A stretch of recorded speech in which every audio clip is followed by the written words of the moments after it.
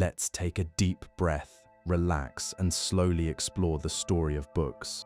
Somewhere in the vast red desert of Central Australia, perhaps 40,000 years ago, a person stood beneath a sky filled with stars and began to sing.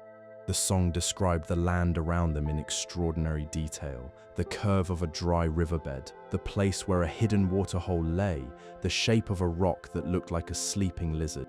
This was not entertainment, and it was not just music. The song was a map. It was a history lesson, a law code, and a spiritual teaching, all woven together into melody and rhythm and passed from one generation to the next with a care that would impress the most devoted librarian. These songs are called songlines, and they are among the oldest forms of stored knowledge in the world. Long before anyone pressed a reed into wet clay in the river valleys of the ancient Middle East, long before the first papyrus was cut from the banks of the Nile, human beings had already figured out how to store enormous amounts of information. They did it without writing a single word. They used memory, and not the kind of memory most of us rely on today, the kind that forgets where we left our keys. This was something different entirely. This was disciplined, structured, carefully guarded memory, a technology of the mind so powerful that it could carry knowledge across thousands of years. The Aboriginal Australians developed what may be the most remarkable memory system in human history. Their songlines are vast networks of paths across the entire continent, each path encoded within a song that describes the land in precise detail. A knowledgeable person could walk across thousands of kilometers of desert simply by singing the right song, each verse matching a specific waterhole, a certain rock, a particular bend in the terrain. One documented songline traces a route stretching 3,500 kilometers from the central desert all the way to the east coast. These songs carry far more than directions.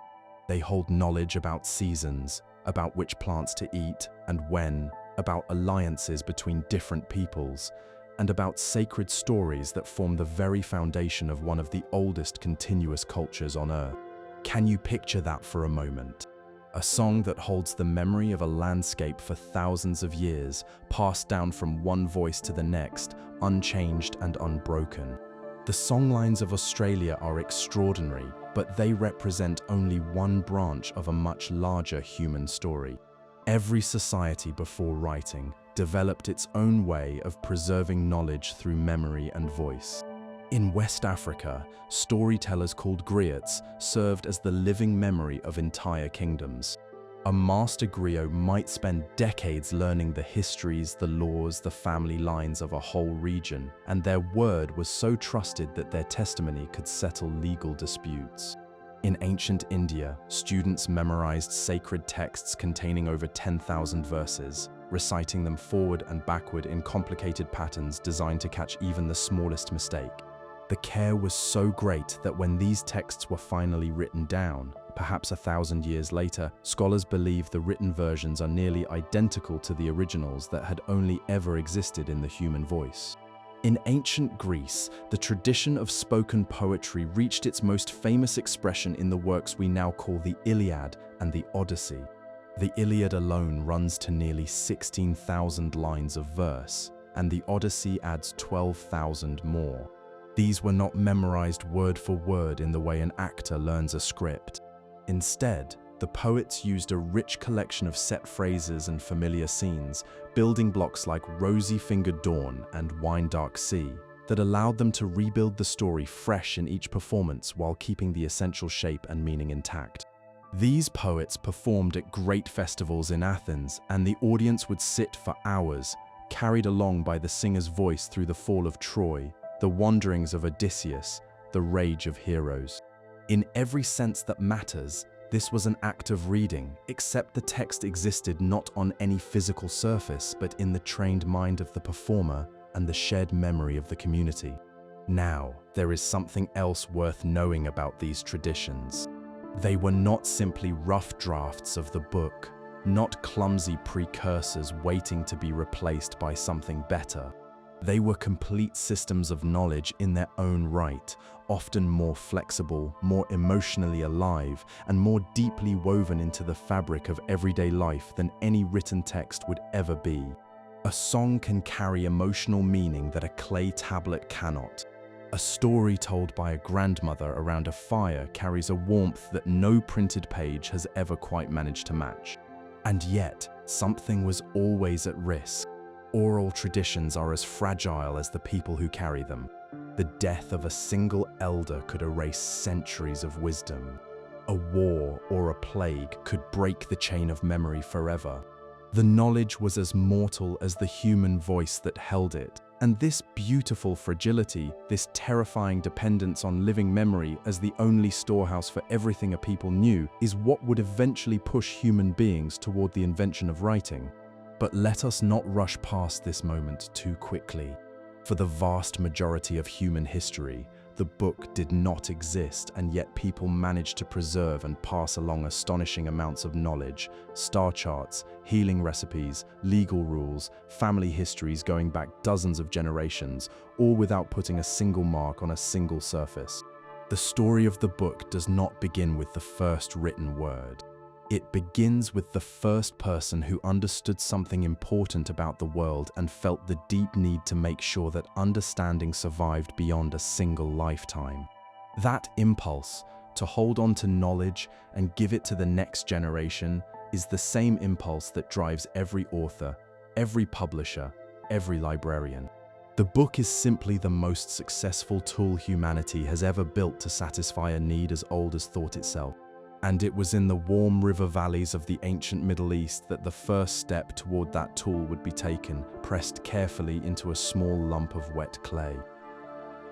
In the 1840s, a young British explorer named Austen Henry Layard was digging in the sun-baked mounds near the city of Mosul, in what is now northern Iraq, when his workers uncovered something remarkable.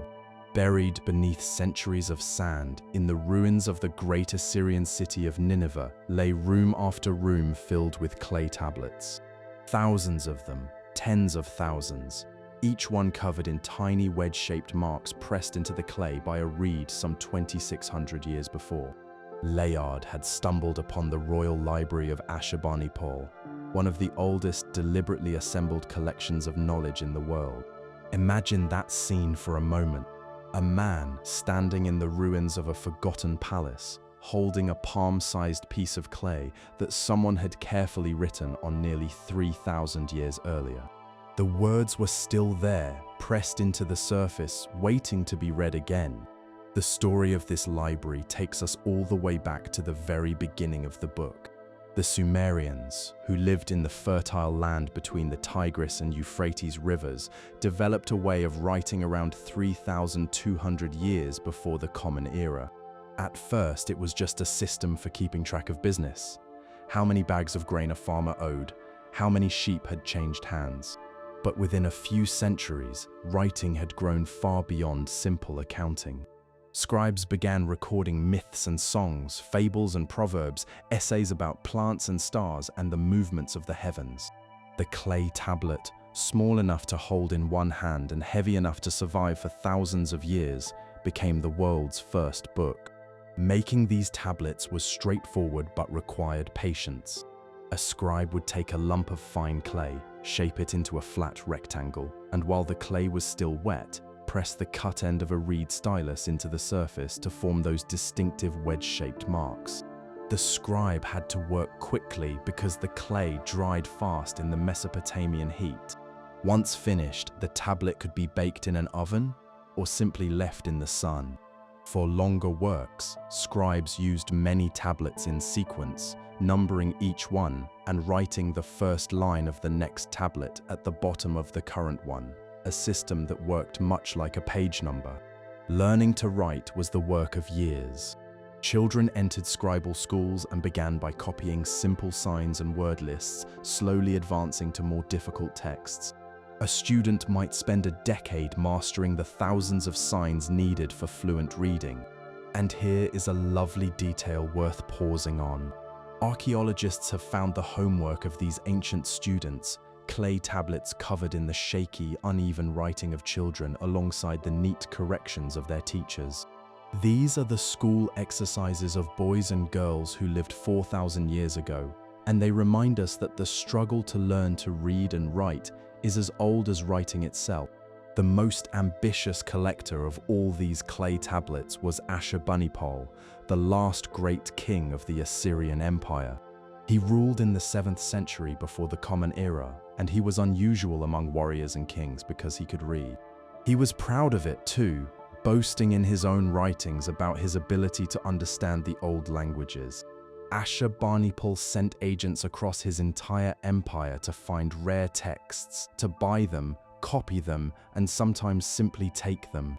The library he built at Nineveh held more than 30,000 tablets organized by subject and catalogued with a thoroughness that would not be matched in the Western world for over 2,000 years. Among those tablets was the most complete surviving version of the Epic of Gilgamesh, often described as the oldest great work of literature in the world. It tells the story of a king of extraordinary strength who, devastated by the death of his closest friend, sets out on a journey to find the secret of eternal life. Within the story, there is a tale of a great flood sent by the gods, with one man building a boat to save his family and the animals of the earth.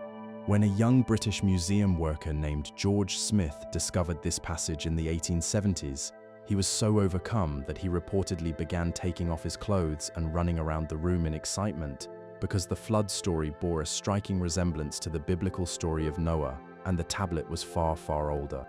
These clay tablets are books in every meaningful sense of the word. They were containers of knowledge, made with care, organized with purpose, and kept so that people could return to them. Ashurbanipal understood that knowledge was power, that controlling what was written was a way of controlling the empire itself. And yet, these first books had clear limits. Clay tablets were heavy and fragile when not baked, and they could hold only a small amount of text. A work the length of a modern novel might need dozens of tablets. Libraries were kept in palaces and temples, locked away from ordinary people.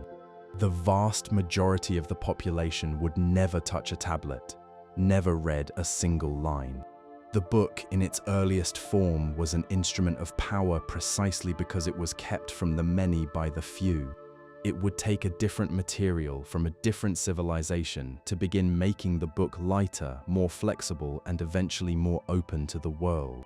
That material grew in the marshlands along the banks of the Nile, and the civilization that shaped it was Egypt. Along the banks of the Nile, in the shallow marshlands where the great river spreads out toward the sea, there grew a tall, slender plant with a thick triangular stalk and a feathery crown of flowers. The ancient Egyptians used a name for this plant that would eventually give us our word paper, though papyrus and modern paper are made in entirely different ways. This quiet wetland reed would become one of the most important plants in human history because from its soft inner core, the Egyptians made a writing surface that changed everything about the relationship between people and the written word. Where clay tablets were heavy, rigid, and could hold only a small amount of text, papyrus was light, flexible, and could be made into scrolls of almost any length. Some surviving scrolls stretched to over 30 meters. The Papyrus Revolution was, in its way, every bit as important as the later invention of printing. The making of papyrus was a skilled craft stretching back to the 3rd millennium before the Common Era. Workers harvested the reeds, peeled away the outer skin, and sliced the soft inner part into thin strips. These strips were laid side by side on a flat surface, slightly overlapping, and then a second layer was placed on top, running in the opposite direction. The two layers were moistened, pressed together, and hammered until the natural sugars in the plant bonded everything into a single smooth sheet. Dried in the sun, the result was a cream-colored surface that held ink beautifully. Individual sheets could then be joined together at their edges to create scrolls of remarkable length. Egyptian scribes wrote with reed pens and inks of simple but effective ingredients. Black ink was made from soot mixed with water and a sticky substance to help it hold. Red ink, made from a type of natural earth pigment, was saved for headings and important passages, a custom that lasted for centuries and eventually gave us the word rubric, which comes from a Latin word meaning red. The scribes themselves held a privileged place in Egyptian society. In a world where perhaps one person in 100 could read, the ability to write was a path to power and comfort. One ancient scribe in a famous text compared his easy life to the misery of the washerman, the potter, and the farmer, insisting that the scribal profession was the finest in the land. The most famous creations of the Egyptian papyrus tradition are the funerary texts often called the Book of the Dead. These were not a single book, but rather a collection of prayers, spells, and instructions meant to guide a person's soul safely through the dangers of the afterlife. A wealthy Egyptian would commission one before their death, or a family might order one after a loved one passed away. Scribes wrote the text in flowing script and decorated the scrolls with painted scenes showing the dead person standing before the gods, their heart being weighed against a feather of truth. These scrolls were expensive. One ancient record gives the price as roughly half the yearly wages of an ordinary worker. A recently discovered complete scroll measuring over 50 feet in length gives some idea of how grand these works could be.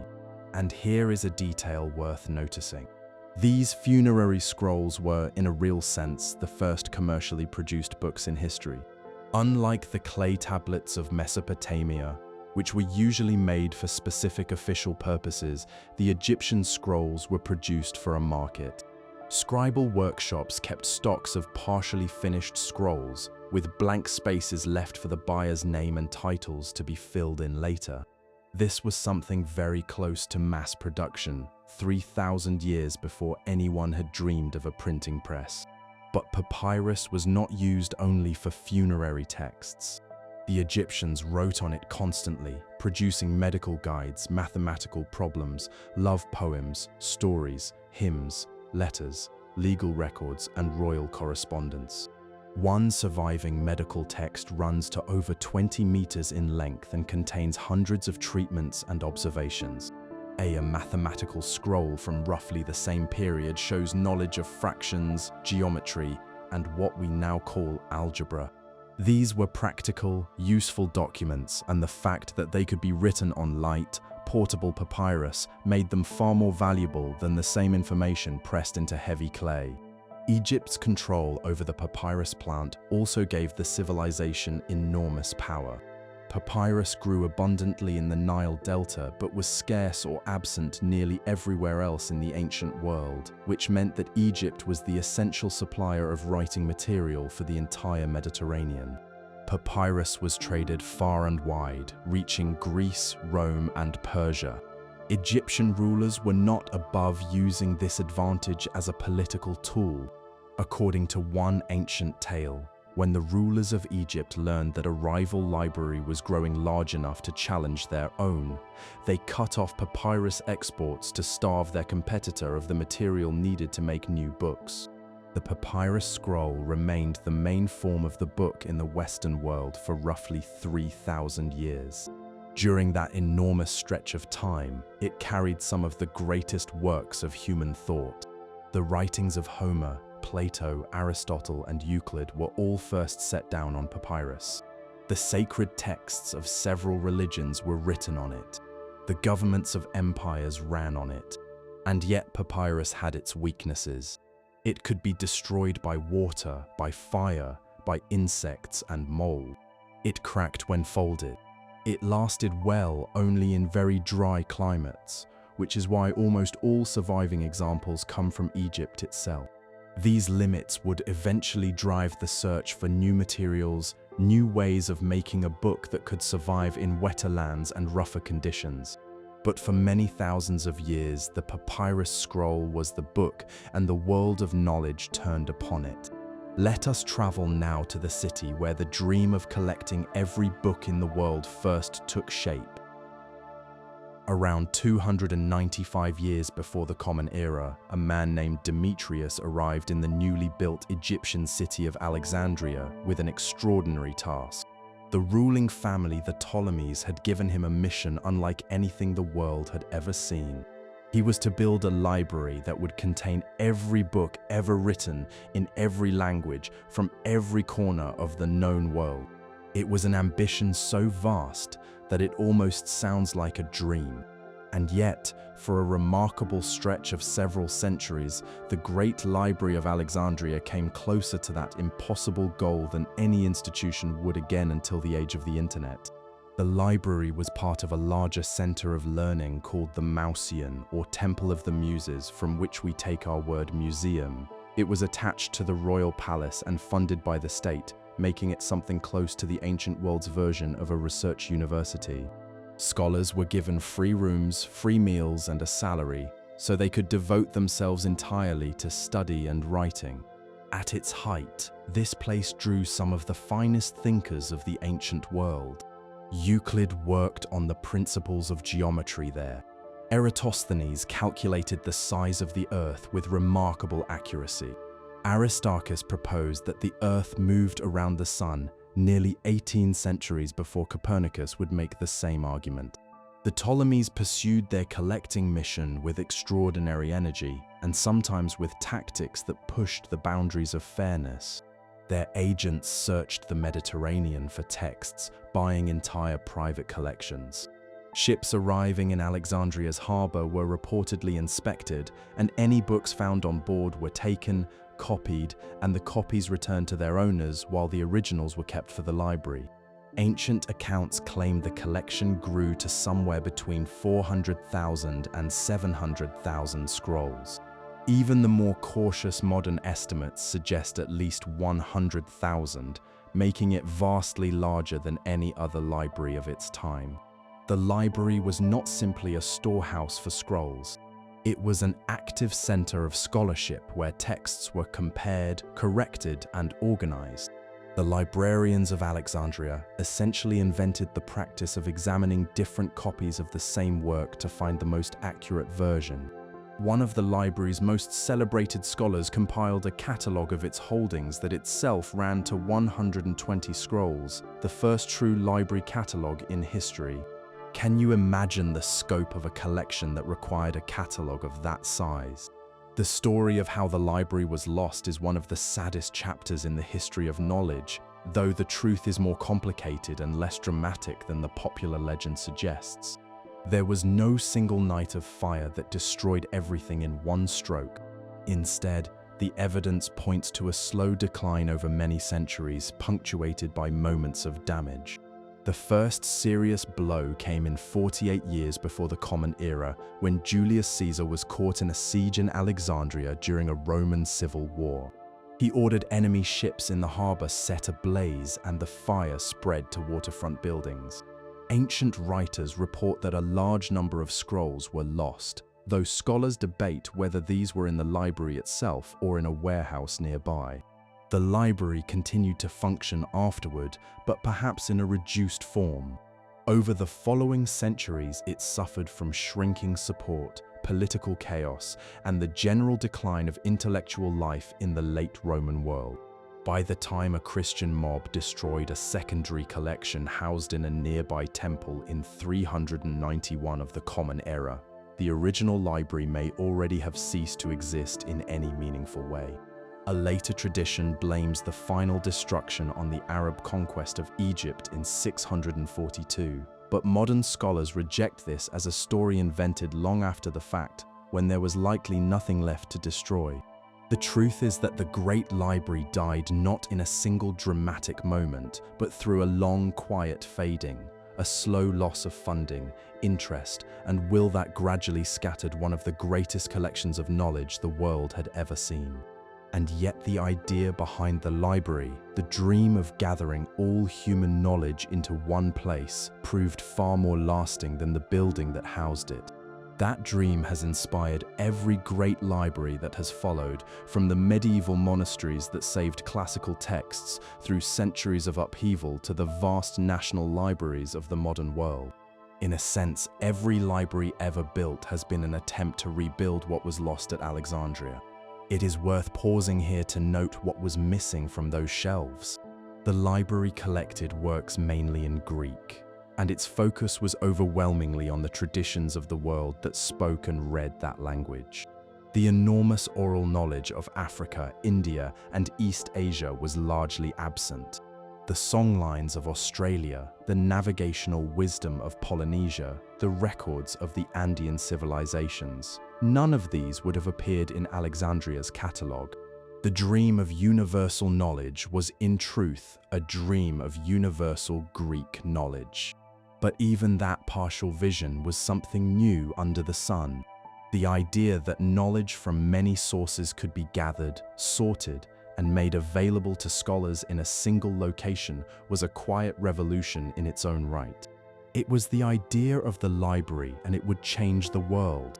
Meanwhile, far from Egypt, in the bustling streets of ancient Rome, the book was about to take on an entirely new role, not just as a tool of scholarship, but as a product to be bought and sold, a commodity with a market and a price.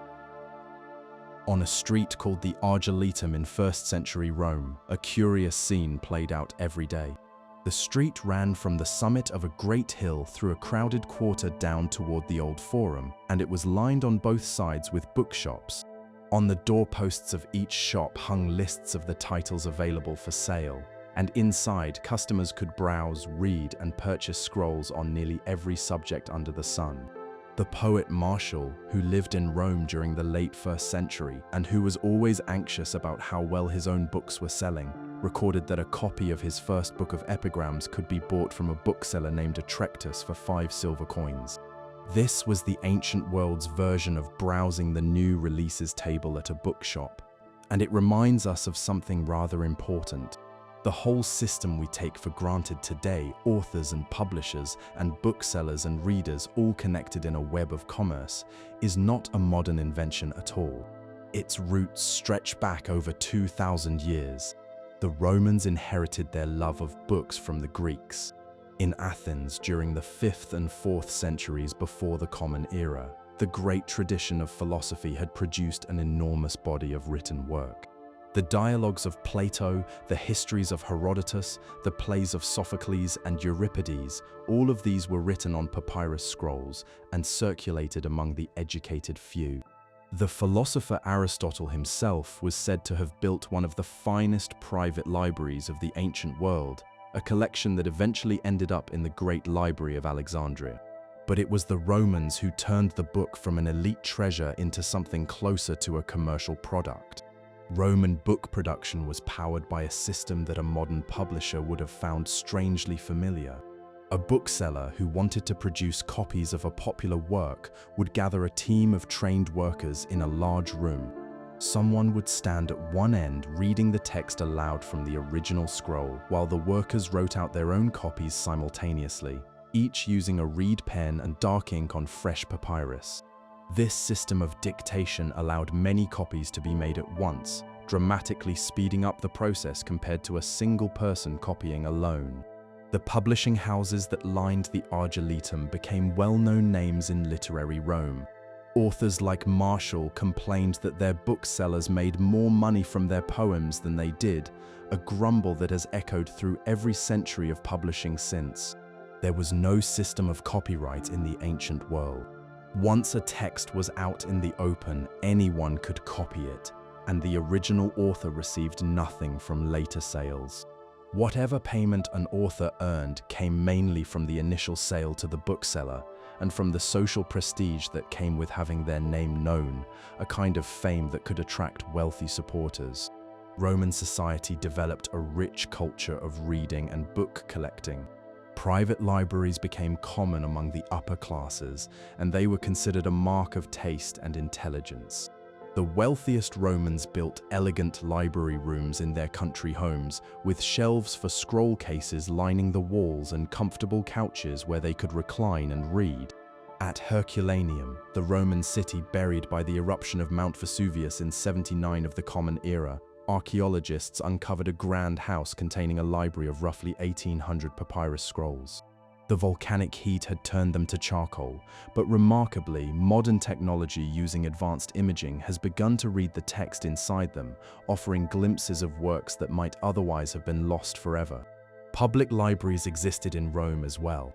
Julius Caesar planned the first one, though he was killed before it could be built. A friend of his carried out the idea shortly afterward, and the Emperor Augustus added 2 more. By the 4th century of the Common Era, Rome reportedly had 28 public libraries, places where citizens could come to read and study, though the books could not be taken home. Reading in the ancient world was a very different experience from reading today. Most people read aloud, even when they were alone. Silent reading was so rare that when a church leader named Augustine observed his teacher Ambrose reading without making a sound in the 4th century, he found it remarkable enough to write about.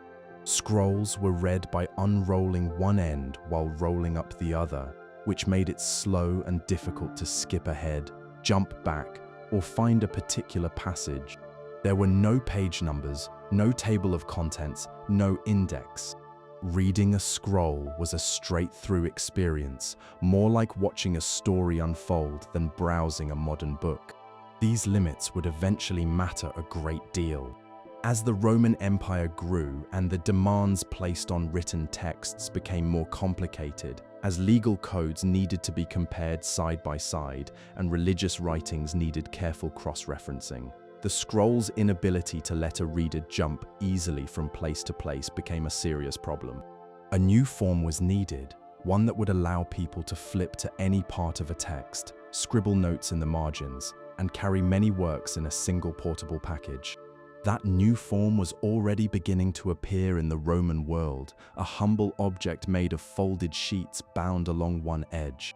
It would prove to be one of the most important and least celebrated inventions in the entire history of the book. Pick up any book near you. Open it somewhere in the middle, then flip back to the beginning. Run your thumb along the edge and let the pages flutter past. Turn to the back, find something that interests you, note the page number, and flip straight to it. Every one of those simple, unremarkable actions was impossible for most of the history of the written word.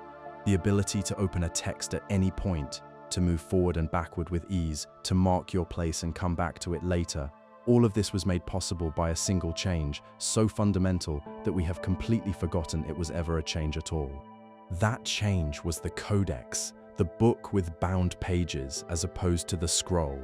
The Codex format, sheets of writing material folded, stacked, and held together along one edge, first appeared in the Roman world during the 1st century of the Common Era. The earliest versions were simple notebooks made from wooden tablets coated in wax and tied together with leather cords. Romans used these little notebooks for taking notes, writing letters, and doing everyday business. They were the scratch pads of the ancient world, disposable and informal. Nobody thought of them as serious enough for real books. Real books, everyone knew, came on scrolls. The transformation of the Codex from humble notebook into the standard form for all serious writing took roughly 5 centuries, and the force that drove that transformation was an unlikely one: the early Christian Church. From very early on, Christian communities strongly preferred the Codex format for their sacred writings. While the rest of the Roman world continued to use scrolls for important texts, Christians chose the Codex with striking consistency. Among the oldest surviving Christian manuscripts, about 80% are in Codex form. For non-Christian texts from the same time, the number is less than 10%. Why did the early Christians prefer the Codex? Scholars have discussed this question for over 100 years, and several explanations seem likely to have played a part. The Codex was easier to carry than a scroll, which would have mattered to traveling missionaries carrying their scriptures from town to town. It allowed writing on both sides of the page, effectively doubling the amount of text that could fit in a given amount of material. And perhaps most importantly, the Codex made it possible to bind several different writings together in a single volume. The early church needed to gather and share collections of texts, the four Gospels, the letters of Paul, selections from the older Hebrew writings, and the Codex was far better suited to this purpose than the scroll, which could practically hold only one work at a time. There may also have been a desire to be visibly different. The Jewish scriptures were traditionally kept on scrolls, and the wider literary world used scrolls for its important works. By choosing the Codex, Christians may have been quietly signaling that their writings were something new, a break from the traditions they had grown out of. Whatever the reasons, the consequences reached far beyond religious texts. As Christianity grew from a small, persecuted community into the official religion of the Roman Empire by the late 4th century, the Codex rode the wave of Christian influence to become the standard for all books. By the 6th century, the scroll had been almost entirely abandoned in the Western world. The book as we know it had been born. The advantages of the Codex were deep and lasting. The most important was what we might call open access, the ability to turn to any page at any moment. A reader with a Codex could flip to a particular chapter, compare passages from different parts of the text, slip in a bookmark, or write notes in the margin. A reader with a scroll had to unroll the entire thing to find what they were looking for, a process that was slow, awkward, and hard on the scroll itself. For legal documents, sacred texts, scholarly works, anything that needed to be looked up rather than read straight through, the Codex was an enormous improvement. The Codex was also sturdier. Its covers protected the inner pages from wear and damage, while the outer surface of a scroll, exposed every time it was handled, wore away over time. Pages of a Codex could be made from animal skin rather than papyrus, creating a book that could resist moisture and last for centuries. And a Codex could hold far more text than a scroll of similar size, since each page could be written on both front and back, and hundreds of pages could be bound into a single volume. This shift in form happened alongside another important change in material. Papyrus was gradually replaced by parchment, a writing surface made from the prepared skins of sheep, goats, or calves. Unlike papyrus, which depended on a single plant that grew mainly in Egypt, parchment could be made anywhere that people raised livestock. It was tougher, more flexible, and took ink on both sides equally well. As the old trade networks of the Roman Empire broke apart and Egyptian papyrus became harder to get, parchment quietly stepped in to take its place. The scroll never vanished entirely. Jewish tradition has continued the practice of writing sacred texts on scrolls by hand, a tradition that remains alive to this very day. But for nearly everything else, the Codex won completely.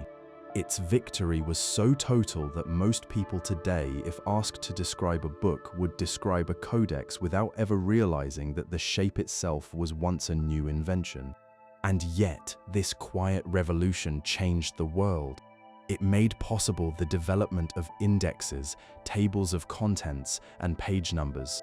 It transformed the way people engaged with written text, and it created the physical form that would carry human knowledge through the medieval period, the Renaissance, the age of science, and into the world we live in now.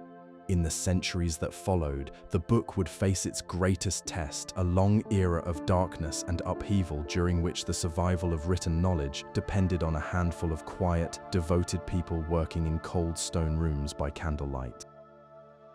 On the wind-battered Scottish island of Iona, sometime around 800 of the Common Era, a monk sat hunched over a sheet of prepared calfskin in the cold stone room of a scriptorium.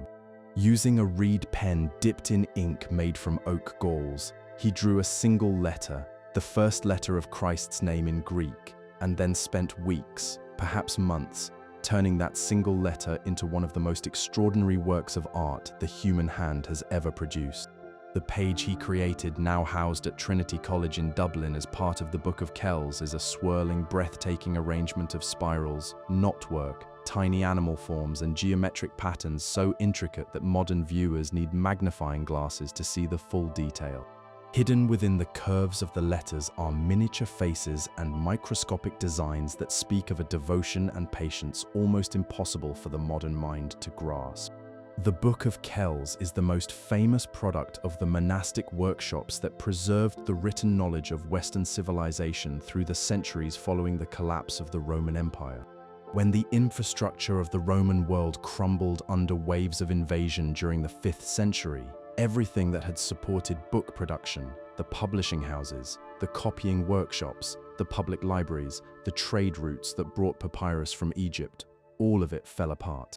Literacy, which had been reasonably common among city dwellers in the Roman world, dropped sharply. The great works of Greek and Roman thought, philosophy, poetry, science, and history were suddenly at risk of disappearing forever. It was the monasteries that saved them. Following the rules for monastic life written around 530 of the Common Era, which prescribed daily labor as part of a life devoted to God, the copying of manuscripts became one of the central tasks of monks across Western Europe. To copy a sacred text was not merely a clerical chore. It was an act of worship, a way of preserving the word for generations to come. One of the earliest and most important figures in this tradition was a former Roman senator named Cassiodorus. Around 544, after devastating wars had torn apart much of Italy, Cassiodorus founded a monastery called the Vivarium near the southern tip of the Italian peninsula. The Vivarium was unusual because it included a purpose-built room specifically designed for the copying and preservation of texts. For nearly 30 years, Cassiodorus supervised the careful gathering and copying of an extensive library that included not only Christian writings but also the works of ancient Greek and Roman authors that were rapidly vanishing from a world in chaos. He understood, with a clarity that was rare in his time, that preserving knowledge was a moral duty.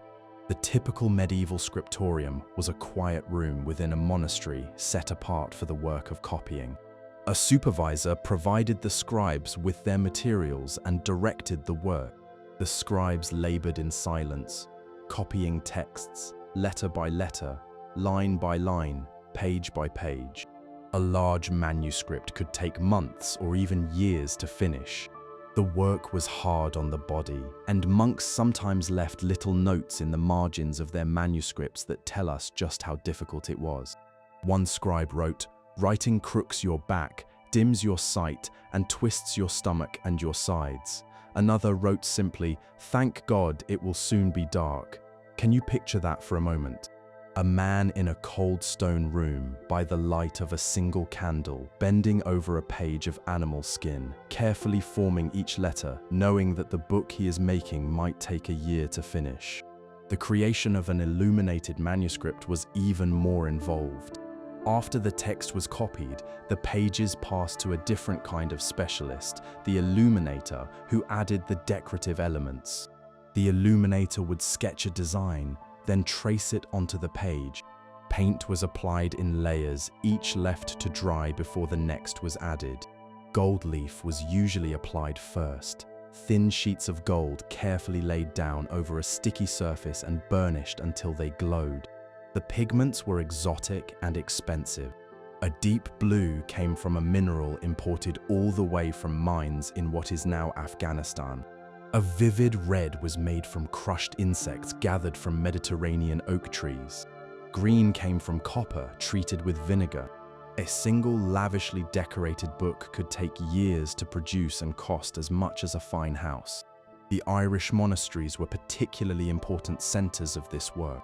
Ireland had been brought into the Christian world in the 5th century, but had never been part of the Roman Empire, and its monastic tradition developed a distinctive artistic style. The great manuscripts produced by Irish monks, the Book of Durrow, the Lindisfarne Gospels, and above all the Book of Kells, used elaborate spirals, animal forms, and knotwork patterns drawn from much older traditions, creating books that are among the most beautiful ever made. The monks did not limit themselves to copying religious texts. While their deepest motivation was devotion, they also copied many works of ancient pagan literature, the poems of Virgil, the histories of Tacitus, the philosophical writings of Cicero and Seneca. Some monks saw classical learning as useful preparation for the study of scripture. Others were simply curious, drawn to the beauty and wisdom of the old books. Whatever their reasons, the result was the same. The monastic workshops of the early medieval period preserved a large portion of the literary heritage of ancient Greece and Rome, carrying it safely across the centuries of war and disorder that followed the fall of the empire. Without the monks, most of what we know of ancient literature, philosophy, and science would have been lost. The copies they made, produced one letter at a time in freezing stone rooms, are the fragile thread that connects our modern world to the achievements of antiquity. The book survived the darkest of ages because a few thousand devoted people, scattered across Europe in their quiet monasteries, decided that preserving knowledge was worth the labor of a lifetime.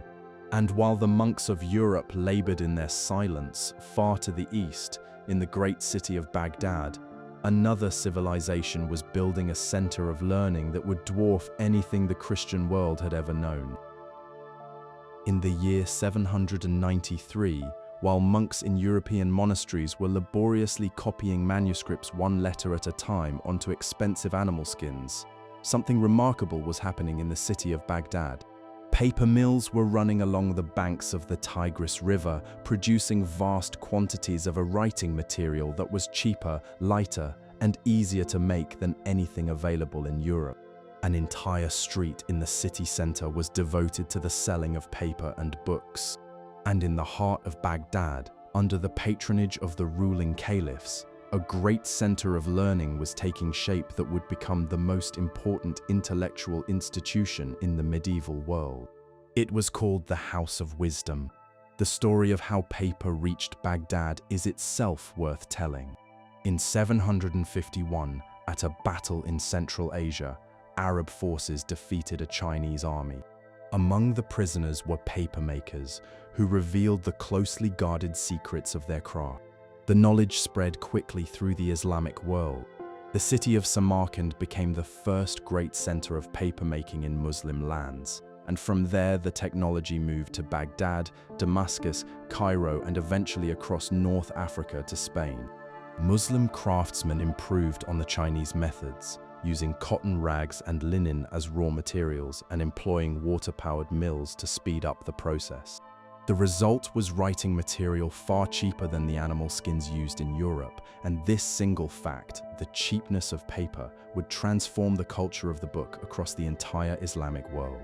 The House of Wisdom began as a private library for the early caliphs, and it gradually grew into a full research academy and public library. Its golden age came under the Caliph Al-Ma'mun in the early 9th century, who gave it a specific and breathtaking mission: the translation of all the world's knowledge into Arabic. The translation effort that followed was one of the most ambitious intellectual projects in human history.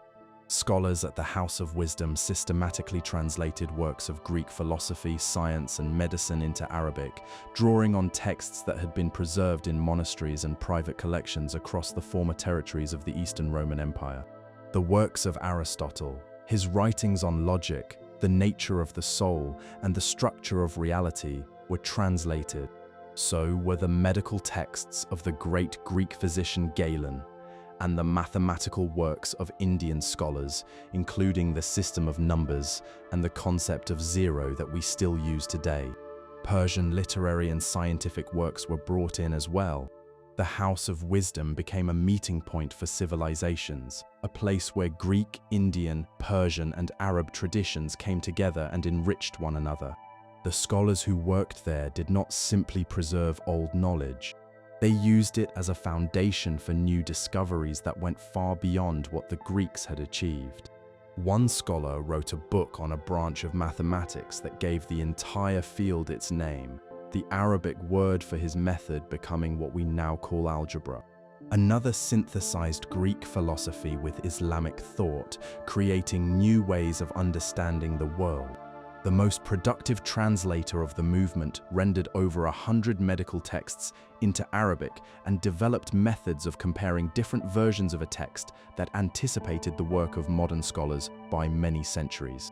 The impact of cheap paper on the culture of books in the Islamic world was enormous. When the very best libraries in Christian Europe might hold a few dozen volumes, the libraries of Baghdad held hundreds of thousands. By the 13th century, Baghdad alone had 36 libraries and over 100 book dealers, some of whom also worked as publishers, paying scribes to produce copies for sale. The personal collections of wealthy Muslim scholars could be vast. One 10th century scholar compiled a catalogue of all the books available in Arabic that ran to 10 volumes and listed thousands of titles. The rulers of Cairo reportedly maintained a library of over 1.5 million volumes, a number that sounds almost impossible but is confirmed by several different writers of the time. The contrast with Europe at this period was striking. At a time when a European monastery might consider a few hundred manuscripts to be an impressive collection, Islamic scholars had access to enormous libraries and a thriving commercial book market. The reason was partly the cheapness of paper and partly the wide trade networks that moved books across vast distances, from Spain in the west to Central Asia in the east. But it was also cultural. Islam placed a high value on learning and the written word. The Holy Book of Islam itself begins with the command to read, and there is a saying attributed to the Prophet that the ink of scholars is holier than the blood of those who fight. This respect for learning created a society where owning books was common among the educated and where the making and selling of books was a respected and profitable way of life. The destruction of the House of Wisdom came with the Mongol invasion of Baghdad in 1258. According to writers of the time, the Mongol soldiers threw so many books into the Tigris that the river ran black with ink. It was a disaster comparable to the loss of the Library of Alexandria, and its effects on the intellectual life of the Islamic world were deep and lasting. But the knowledge that had been translated and preserved at the House of Wisdom did not die with it. Many of the Arabic translations of Greek works eventually found their way to Europe through Muslim Spain and the island of Sicily, where they were translated again into Latin and became the foundation of the great European intellectual revival. The Renaissance, the Scientific Revolution, the Age of Reason, all of these movements drew on knowledge that had been saved, translated, and advanced by scholars working in the tradition of the House of Wisdom. And so we move on now, eastward again, to the great book cultures of Asia, where a very different story of writing, paper, and printing was already centuries old. In the year 1900, a caretaker monk was supervising repair work at a complex of Buddhist temples carved into desert cliffs near the town of Dunhuang in western China. While clearing sand from one of the cave chambers, he noticed a crack in a wall and decided to investigate. Behind the wall lay a hidden doorway, and beyond it, a small chamber, roughly 9 feet on each side, that had been sealed and forgotten for almost 1,000 years. Packed from floor to ceiling inside this tiny room were approximately 40,000 manuscripts and printed documents preserved in the bone-dry desert air since the chamber had been closed around the year 1000. Among those documents was a scroll that would become the most famous printed work in the world, a Buddhist text dated to the 11th of May in the year 868 of the Common Era. It is the oldest surviving dated printed book. The scroll is 16 feet long, made of 7 strips of yellow-tinted paper printed from carved wooden blocks and joined together. At the end, a short note reads that the printing was done for universal free distribution, which tells us something quietly remarkable. By the 9th century in China, the technology of printing had already advanced to the point where it was possible and affordable to produce large numbers of copies for the general public. The history of books in China follows a very different path from the Western tradition, and it begins much earlier than most people realize. The earliest Chinese books were not made of paper at all. During the Shang period, over 1,000 years before the Common Era, texts were carved onto the shoulder blades of cattle or the shells of turtles and used for fortune-telling. By the time of the Spring and Autumn period, several centuries later, scribes were writing on strips of bamboo tied together with cord, a format that lasted for a very long time and that gave Chinese writing its vertical orientation. Silk was also used as a writing surface, though it was so expensive that only the most important documents were written on it. The invention of paper in China, traditionally linked to a court official named Cai Lun around 105 of the Common Era, was one of the most important inventions in human history, though evidence suggests that paper was being made in China even earlier. What Cai Lun may have done was refine the process and bring it to the attention of the imperial court. Whatever the precise story, paper transformed Chinese book production. It was cheap, light, smooth, and could be made in large quantities from simple materials: bark, hemp, rags, and later bamboo fiber. Within a few centuries, it had largely replaced bamboo strips and silk as the writing surface of choice. The Chinese state recognized the power of the printed word from an early time and invested heavily in producing books. During the Song period, from the 10th through the 13th centuries, the printing industry in China reached a level of sophistication that Europe would not match for hundreds of years. Government offices, schools, monasteries, private families, and commercial bookshops all took part in an enormous publishing trade. The government itself was a major publisher, producing law codes, examination materials, calendars, and official editions of the great classical texts. The wider availability of affordable printed books had a direct impact on education. The number of candidates sitting for government examinations rose from roughly 30,000 per year in the early 11th century to 400,000 by the late 13th, a dramatic increase driven in part by the fact that more people could now afford to buy the books they needed to study. Buddhism played a central role in the development of book culture across East Asia. The copying of sacred texts was considered a spiritual act that brought blessings to the person who did the copying and to anyone who later read the text. This belief provided a powerful reason to produce books in very large numbers. Buddhist monasteries maintained enormous libraries, and when printing became available, Buddhists were among the first to adopt it, recognizing that a printed text could spread blessings far more widely than a handwritten one ever could. The printed scroll found at Dunhuang, with its note about free distribution, is a direct expression of this belief. Japan and Korea developed their own rich book cultures under the strong influence of China. Japan imported Chinese writing, papermaking, and printing, adapting each to its own sensibilities. Japanese craftsmen developed distinctive methods of making paper using local plant fibers, producing a beautiful and extraordinarily durable material that is still treasured today. Korean book culture produced one of the most remarkable achievements in the entire history of bookmaking, a complete set of the Buddhist sacred writings carved onto over 81,000 individual wooden printing blocks between 1237 and 1249. The project was undertaken during a time of invasion, when the king ordered the creation of this enormous set of blocks as a kind of spiritual defense for the kingdom.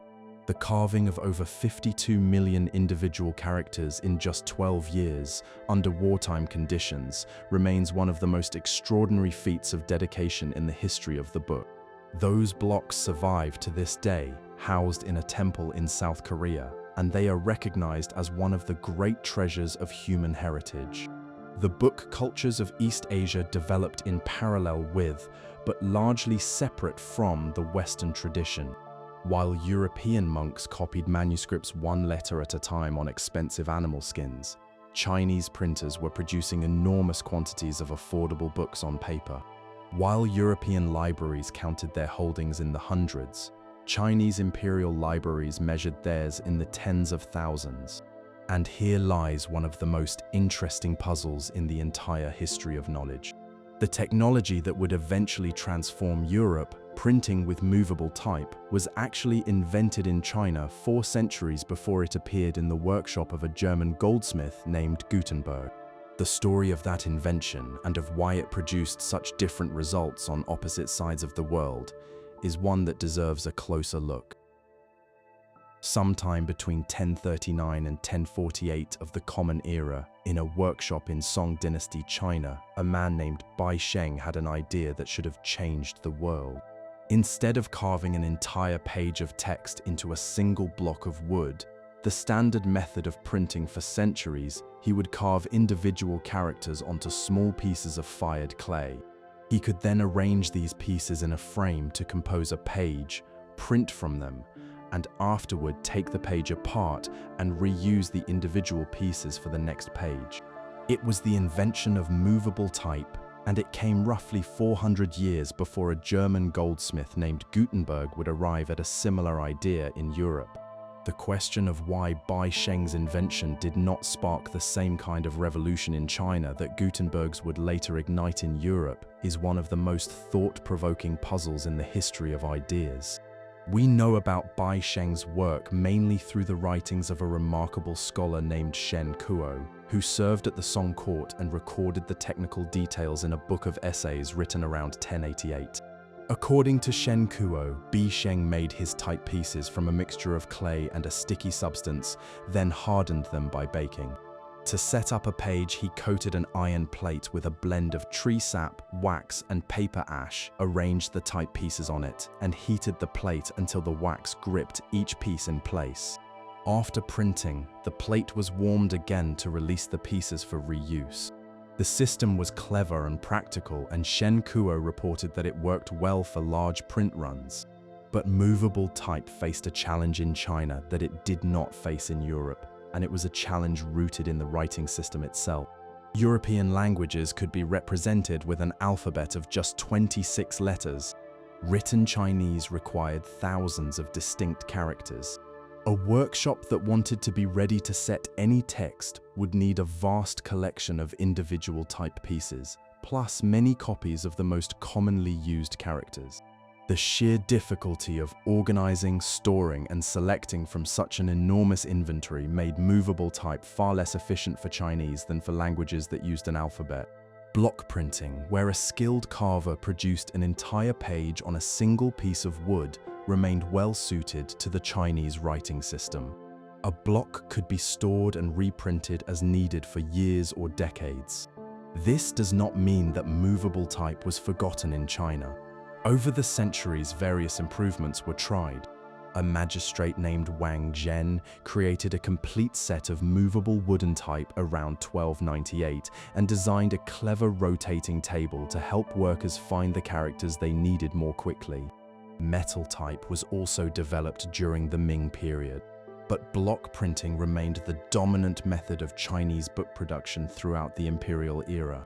It was in Korea, not China, that movable metal type reached its highest development before Gutenberg.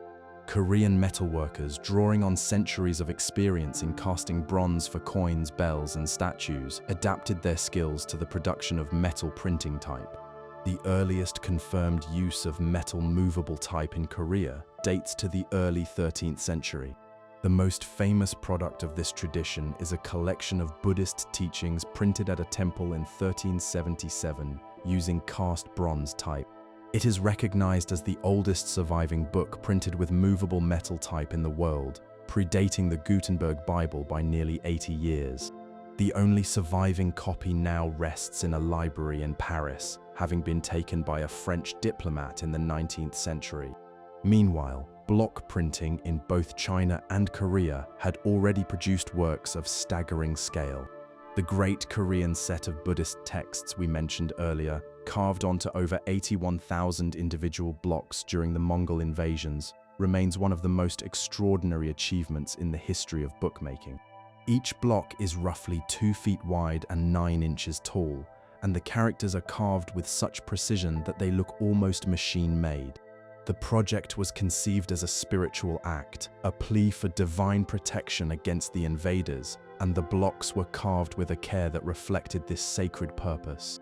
They survive today in specially designed halls at a mountain temple, kept in perfect condition through architectural features that maintain stable temperature and airflow. In China, the government printing programs of the Song period produced enormous numbers of books that reshaped the country's intellectual and social life. The wider availability of printed texts made the great classical writings accessible to far more people than ever before, fueling the growth of the examination system and the rise of a class of scholar officials chosen for their learning rather than their family connections. Printed books also created a lively commercial market, with private bookshops selling everything from the classics to popular stories, medical guides, and farming manuals. The fact that China and Korea developed printing centuries before Europe but did not experience the same social upheaval that followed Gutenberg's invention has been discussed by scholars at great length. Some point to the writing system. Others note that the Chinese state kept tight control over what could be printed. Still others suggest that China already had a highly developed literate culture and an efficient government, meaning that printing was simply absorbed into the existing order rather than disrupting it. Whatever the explanation, the story of printing in Asia deserves far more attention than it usually receives. When Gutenberg set to work in his workshop around 1440, he was not inventing printing from nothing. He was independently developing a technology that had been in use in East Asia for over 600 years. His particular genius lay in the specific technical solutions he found: the metal alloy, the oil-based ink, the press borrowed from the weenmaker, that made movable type practical and profitable for European alphabetic languages. But before we arrive at Gutenberg's workshop, let us pause to consider the beautiful, precious objects that medieval Europeans were still making by hand, one page at a time, in the centuries before the printing press arrived. In the records of a medieval English abbey, there survives an account of a payment that tells us everything we need to know about the cost of making a book in the Middle Ages. The abbey was commissioning the production of a grand illustrated Bible, and among the expenses listed were large sums for the purchase of parchment, hundreds of animal skins, each one from a sheep or calf that had been raised, slaughtered, and then processed through a long sequence of soaking, scraping, stretching, and drying before it was ready to receive a single line of text. The parchment was the second most expensive part of the entire project, surpassed only by the gold used for decoration. A single lavishly decorated book could cost as much as a house. The world of medieval bookmaking was a world of animal hides, mineral pigments, gold leaf, and painstaking human labor. Every book was a physical object of real complexity, and the making of even a plain, undecorated text involved a chain of specialists working over weeks or months. To understand the medieval book, you must first understand its material, the prepared animal skin we call parchment.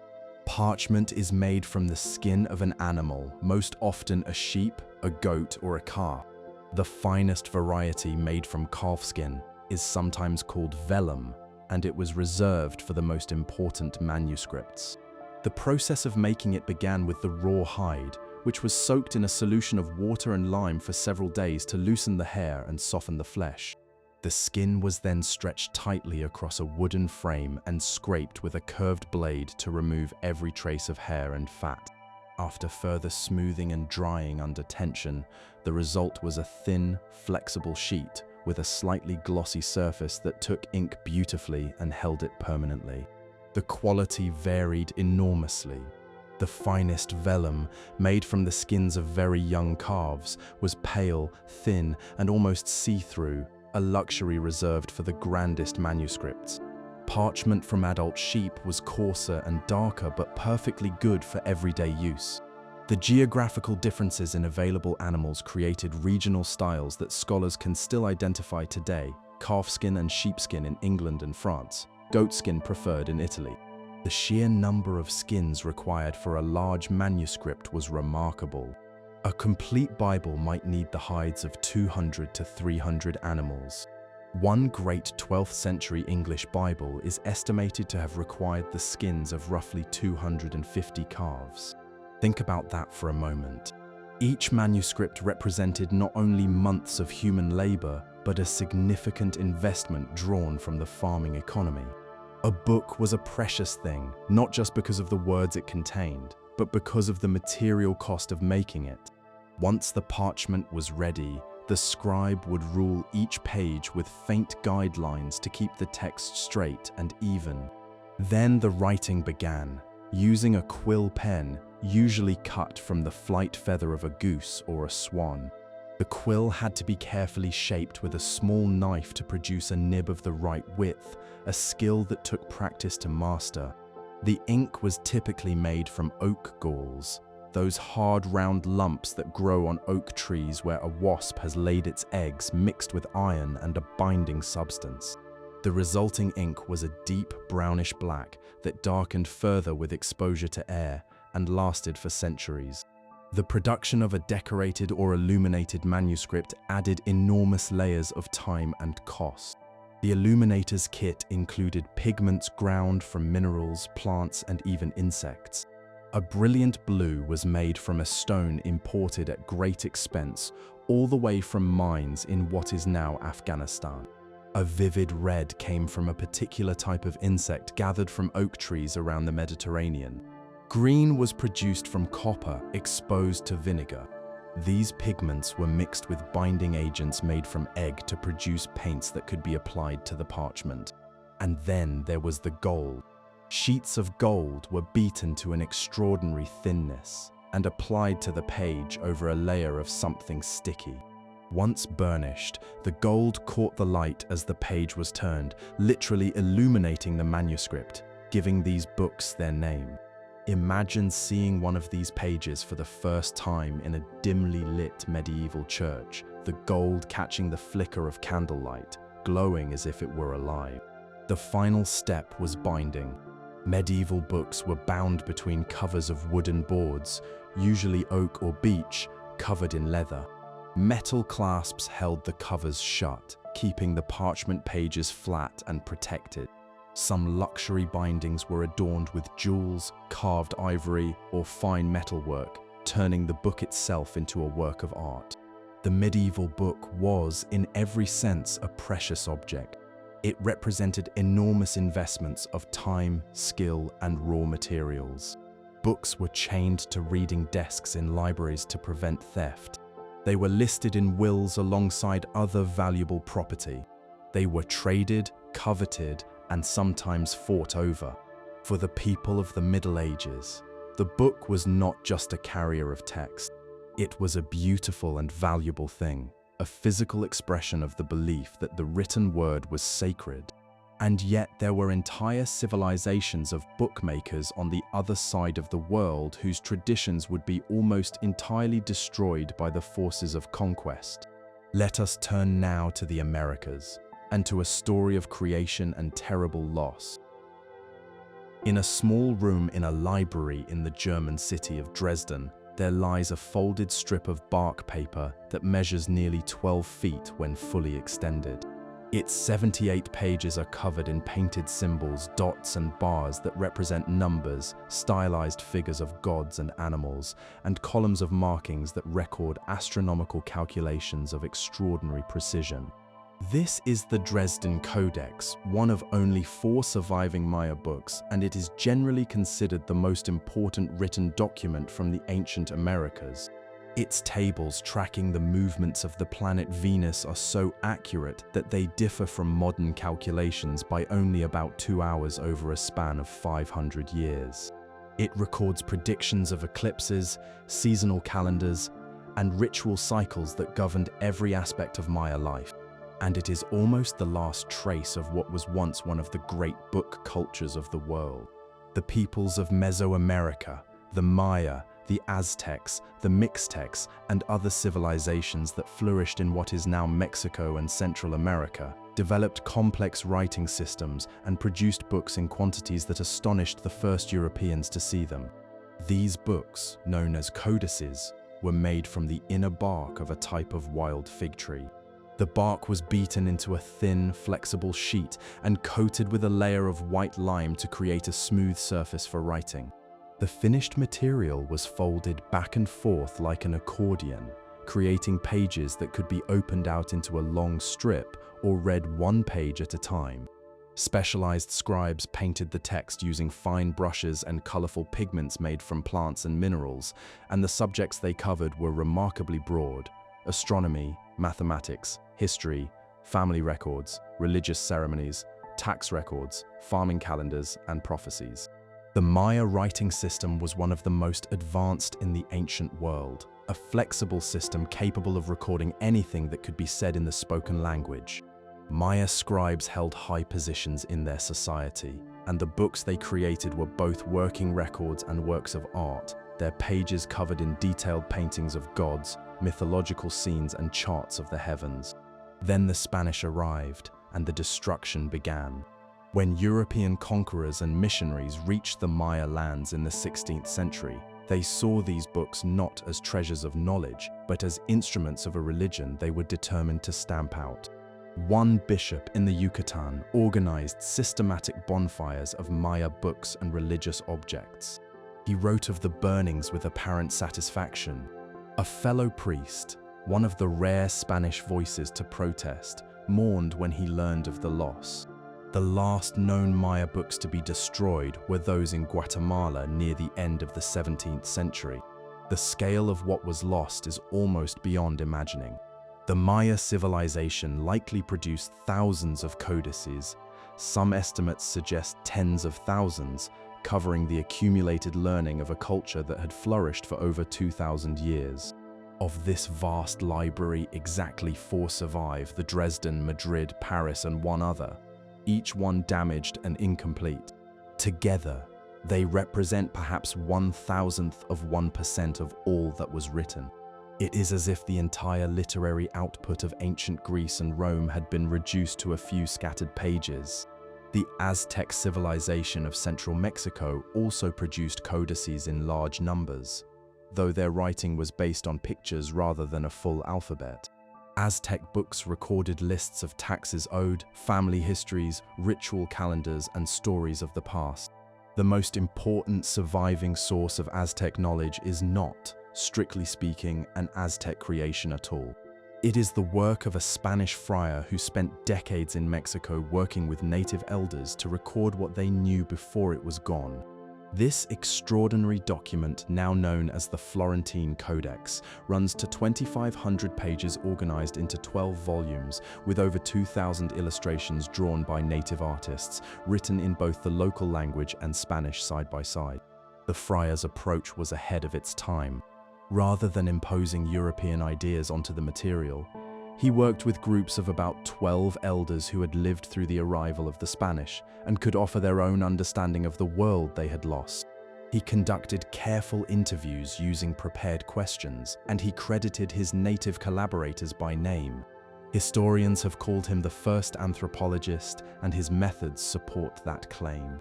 The work was created at a time when Spanish authorities were actively suppressing the old culture and beliefs, making it a remarkable act of preservation against the current of its age. The folding books of the Mixtec people in southern Mexico provide yet another window into this lost world. Some of these books date from before the Spanish arrival and record the family histories of Mixtec rulers in vivid painted narratives stretching back centuries. The destruction of the Mesoamerican codices stands alongside the burning of the Library of Alexandria and the Mongol sack of Baghdad as one of the greatest catastrophes in the history of knowledge. What was lost was not merely a collection of objects, but an entire tradition of thought, an independent development of writing, mathematics, and astronomy that had grown over thousands of years in complete isolation from the rest of the world. The 4 surviving Maya books are like fragments of a conversation in a language that has been nearly silenced, a reminder that the history of the book is not only a story of creation and care, but also of destruction, loss, and the terrible fragility of knowledge in the face of conquest. And now let us return to Europe, where a goldsmith in a German city was about to build something that would change the story of the book forever. In the city of Mainz, in the German Rhineland, sometime around the year 1440, a goldsmith named Johann Gutenberg was conducting secret experiments that would change the course of human history. Working first in the city of Strasbourg and then back in his home city, Gutenberg was developing a system for printing text using movable metal letters, individual characters that could be arranged into words and sentences, locked into a frame, inked, and pressed onto paper to produce a perfect copy of the page. As we have seen, he was not the first person to think of this idea, but he was the one who brought together a particular combination of innovations that made the technology practical, fast, and commercially workable for European languages. The consequences would be nothing less than a revolution. Gutenberg's genius lay not in any single breakthrough, but in the way he fit several pieces together. First, he developed a hand mold, a small device that let a printer pour molten metal into a precisely shaped cavity and produce a perfectly formed letter over and over, quickly and cheaply. The metal he used was a carefully balanced blend of lead, tin, and another element that melted at a low temperature, cast cleanly, and was tough enough to survive thousands of impressions. Second, he created an ink made with oil rather than water, which stuck to the metal type far better than the water-based inks used for block printing. Third, he adapted the wooden screw press, a device already in widespread use for pressing grapes and olives, into a printing press that could push ink evenly across an entire page of type. The first great work to come from Gutenberg's press was the book that became known as the Gutenberg Bible, printed around 1455. Each page held 42 lines of text in 2 columns, set in a typeface so elegant that it was designed to look as though it had been written by hand. Some copies were printed on animal skin, others on paper, and many were afterward decorated with colored letters and painted borders by hand, bridging the world of the handmade manuscript and the new world of print. Roughly 180 copies were produced, of which 49 survive today. The story of how this Bible came into being is also a story of money, ambition, and heartbreak. Gutenberg needed a great deal of money to fund his work, and he borrowed heavily from a wealthy merchant named Johann Fust. Fust advanced huge sums, money he himself had to borrow. When the Bibles were finally finished, Fust moved to collect what he was owed. He filed a lawsuit and the court ruled in his favor. Gutenberg was forced to hand over his printing press, all of his equipment, and half of the printed Bibles. The irony is almost too perfect. The man who invented the technology that would make knowledge available to all was himself ruined by it. Fust partnered with one of Gutenberg's former assistants and continued printing using Gutenberg's own equipment. Gutenberg spent his remaining years in relative quiet, apparently supported by a small income from the local archbishop, until his death around 1468. But the technology he had created could not be held in one place. The printing press spread across Europe with a speed that is hard to overstate. By 1470, presses had been set up in Rome, Venice, Paris, Cologne, and dozens of other cities. By 1500, barely 50 years after the Gutenberg Bible, presses were operating in over 230 towns across the continent, and an estimated 20 million books had been printed. To understand what that means, consider that the total number of books in all the libraries of Europe at the time of Gutenberg's invention has been estimated at perhaps a few million manuscripts, each one copied by hand over weeks or months. In half a century, the printing press multiplied the number of books tenfold. The effect on prices was equally dramatic. A handwritten Bible in the mid-15th century might cost a skilled worker an entire year's wages or more. A printed Bible cost only a fraction of that. As print runs grew and competition among printers pushed prices down, books became something that a moderately comfortable merchant or lawyer could buy without great sacrifice. For the first time in European history, a private library was within reach of people who were not extremely wealthy. The printing press did more than make old books cheaper. It created entirely new ways of thinking about knowledge. Before printing, every copy of a book was unique, a handwritten original that might differ in small or large ways from every other copy. After printing, every copy within a single edition was identical, and this had deep consequences. Scholars in distant cities could now be sure they were reading the same text, making it possible to build shared understanding and advance knowledge in ways that the age of manuscripts had never allowed. The printing press has been called the single most important invention in the history of the modern world, and while such claims can always be debated, the case is strong. Without it, there would have been no Reformation, no scientific revolution, no Enlightenment, at least not in the forms we know. The press made it possible for ideas to spread faster than any authority could stop them, and that single truth changed everything. The age of the printed book had begun, and within a few short decades it would sweep across Europe like a rising tide. In the year 1469, a German printer arrived in the city of Venice and received something remarkable from the Venetian government, a 5-year exclusive right to operate a printing press within the entire republic. It was the first known printing privilege granted by any European government, an early attempt to regulate a technology that was spreading faster than anyone could have imagined. The printer died just a year later, and his exclusive right died with him, throwing the field open to competition. Within 3 decades, Venice had no fewer than 150 presses running at the same time, and it had become the printing capital of Europe. The speed with which printing conquered the continent in the decades after Gutenberg is one of the most remarkable stories of any technology spreading through a society. After Mainz, where Gutenberg had worked in the early 1450s, the knowledge moved first to other German cities, Strasbourg, Bamberg, Cologne. Then it jumped to Italy, reaching Rome and Venice by the end of the 1460s. From there, it spread quickly: Paris in 1470, cities in Hungary and Poland by 1473, London by 1477. By the year 1500, the cutoff date that book historians use to define the very earliest printed books, over 230 towns across Europe had working presses, and more than 30,000 different titles had been produced. The sheer volume of what was printed is hard to take in.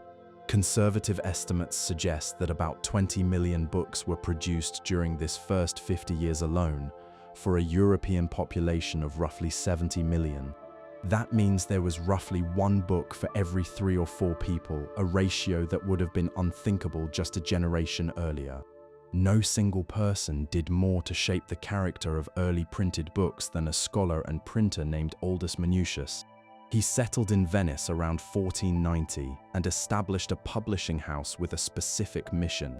He wanted to make the great works of Greek and Latin literature available in affordable, portable editions that scholars could carry with them and read anywhere. Before Manutius, most printed books were large, heavy volumes designed to sit on a reading desk. He introduced something new: small editions roughly 5 by 8 inches, about the size of a modern paperback, that could slip into a pocket or a saddlebag. To make these compact editions work, Manutius commissioned the design of a new typeface that was narrower and more space-efficient than the heavy Gothic letters used by Gutenberg and his followers. This typeface, modeled on the handwriting of Italian scholars, was the first italic type, and it allowed more words to fit on a smaller page. Manutius also stripped away the commentary and notes that had cluttered earlier printed editions, presenting the text alone in a clean, simple layout. His editions of the Greek classics Homer, Aristotle, Plato, Sophocles spread these works far beyond the small circles where they had previously been known. In the process, he invented the modern concept of the pocketbook and established principles of design that publishers still follow today. The Frankfurt Book Fair, which had its roots in the medieval trade in handwritten books and became a major center of the printed book trade by the late 1500s, served as the commercial hub of the European publishing world. Twice a year, printers and booksellers from across the continent came together to buy and sell books, negotiate rights, and exchange catalogs. The fair created a genuinely international market, allowing a title printed in Venice to reach a scholar in London within weeks. The economic effects of this explosion were far-reaching. The price of books fell dramatically, putting them within reach of a whole new class of readers: scribes and manuscript painters, whose livelihoods depended on making books by hand, were gradually pushed aside. New trades appeared in their place: typesetters, press operators, proofreaders, ink makers, and type founders. The publishing industry as a recognizable business came into being, with all the familiar elements of the modern book trade: publishers who chose and paid for titles, booksellers who marketed and sold them, and readers who bought them. The cultural effects ran even deeper. Printing created standardized versions of texts, which helped to standardize the languages they were written in. Before printing, there was no standard English, no standard French, no standard German, only a patchwork of regional ways of speaking and writing. The wide spread of printed books in particular national languages helped to establish common rules of spelling and grammar, and this in turn helped to shape the very idea of a nation. The German Bible that Martin Luther would soon produce, printed in enormous quantities, is often credited with helping to unify the German language. The books produced during these earliest decades of printing are today among the most treasured objects in the world's libraries.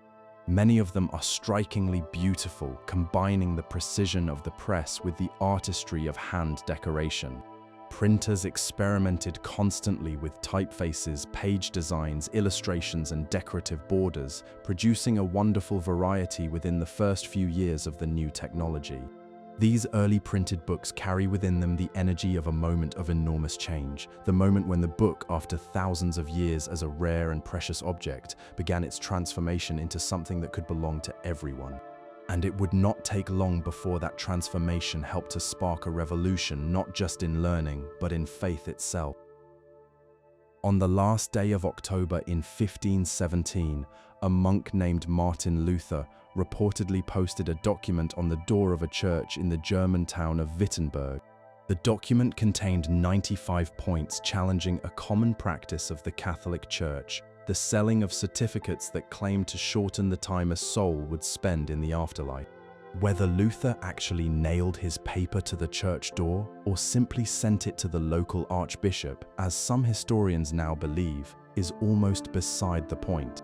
What matters is what happened next. Within weeks, copies of his arguments had been printed on broadsheets and distributed across Germany. Within months, they had spread across Europe. Luther had intended a polite scholarly debate among church thinkers. What he started instead was a revolution, and the technology that made it possible was the printing press. Luther was not the first person to challenge the authority of the church. Others had made similar arguments in earlier centuries, but they had lived in a world of handwritten manuscripts, where the sharing of ideas was slow, expensive, and easy to control. One such reformer had been burned alive in 1415. Luther lived in a world of printing presses, and that made all the difference.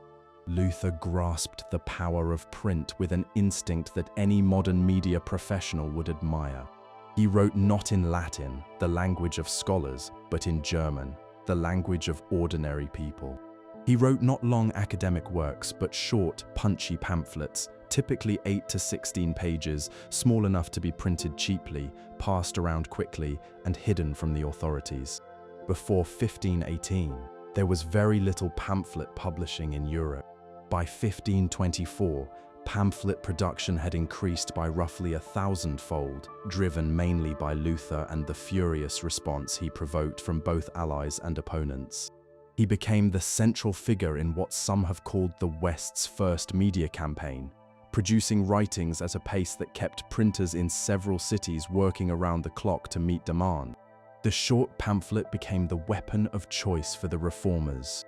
It was small, cheap, and easy to hide. A printer could produce hundreds or thousands of copies in a few days, and those copies could travel through the same trade routes that carried goods across the continent. Even people who could not read could be reached through illustrated broadsheets, printed sheets using woodcut images to carry their message, caricatures of church leaders, scenes of corruption, visual explanations of the new ideas. Both sides of the great debate used printed material, but the reformers, who were challenging the established order rather than defending it, proved more creative and more effective with the new medium. Luther's most lasting contribution to the history of the book was his translation of the Bible into German. For centuries, most Christians had access to the Bible only in Latin, a language that only the educated clergy could read. The idea of putting the Bible into the language of common people was not new, but printing made it possible to distribute such a translation on a scale never before imagined. Luther's German New Testament appeared in 1522, and the complete Bible followed in 1534. The translation was a masterpiece of plain, powerful language, written in the living speech of ordinary people, and it was printed in enormous quantities. Its influence on the development of the German language was as great as the influence of the King James Bible on English. The Catholic Church responded to this flood of new literature with censorship. In 1559, the Pope issued the first systematic list of forbidden books, a catalogue of works that Catholics were not allowed to read, sell, or share. The list was updated regularly and remained in effect for over 4 centuries until it was finally abolished in 1966. Over that long span, it included the works of some of the greatest scientists and thinkers in Western history: Copernicus, Galileo, Descartes, and many others. The effectiveness of this list was always limited. Printers quickly learned to dodge the rules, disguising banned works with false titles, leaving authors' names off the cover, printing in one place and smuggling copies into another. The very technology the Church was trying to control made that control nearly impossible. A forbidden book could be reprinted in a friendly city and distributed through underground networks within weeks. The Reformation demonstrated for the first time in history that when a powerful new method of spreading ideas is combined with a message that people are ready to hear, no established authority, however ancient, however mighty, can keep its grip on the truth. Without the printing press, Luther might have shared the fate of earlier critics, silenced and forgotten. With the press, his ideas could not be contained. The book had become a weapon, and the world would never be the same. This pattern, the press as a tool of change and censorship as the failing response, would repeat itself again and again in the centuries to come. And the story of those who have tried to silence the book is itself a long and troubling one. On the evening of May 10th, 1933, in a public square facing the Berlin State Opera, a torchlight procession of university students marched toward a carefully prepared bonfire and began throwing books into the flames. They burned approximately 25,000 volumes that night, while radio broadcasts carried the spectacle to listeners across the country. The books included works by some of the finest minds of the age, scientists, philosophers, novelists, and thinkers whose ideas the new Nazi government had declared dangerous. The propaganda minister addressed the crowd, speaking of purification and the German spirit. It was one of the most infamous acts of cultural destruction in modern history, but it was far from the first time that powerful people had decided to destroy the written word. The impulse to burn books is as old as the impulse to write them. In 213 years before the Common Era, the Chinese emperor, who had unified the warring states into a single empire, ordered the burning of all books of poetry, philosophy, and history from the regions he had conquered. His goal was not to destroy knowledge altogether, but to ensure that the only version of history available to his people was the version approved by the state. The scholars who resisted were reportedly killed. It was the first recorded instance of government-sponsored book burning, and it set a pattern that every authoritarian government would follow in the centuries to come, the recognition that controlling the written word is essential to controlling the people. The medieval and early modern periods saw book burning used as a weapon of religious authority.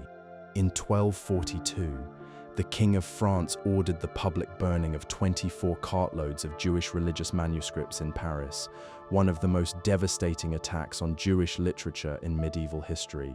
In 1497, a fiery preacher in Florence organized a great bonfire of what he called vanities, destroying not only books but also paintings, cosmetics, and anything he considered sinful. When Luther's German Bible appeared, Catholic authorities ordered it burned wherever they could reach it. The invention of the printing press, as we have seen, made censorship both more urgent and more difficult.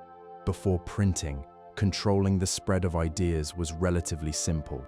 There were few copies of any given text, and the copying process was slow enough that authorities could usually stamp out a troublesome work before it traveled far.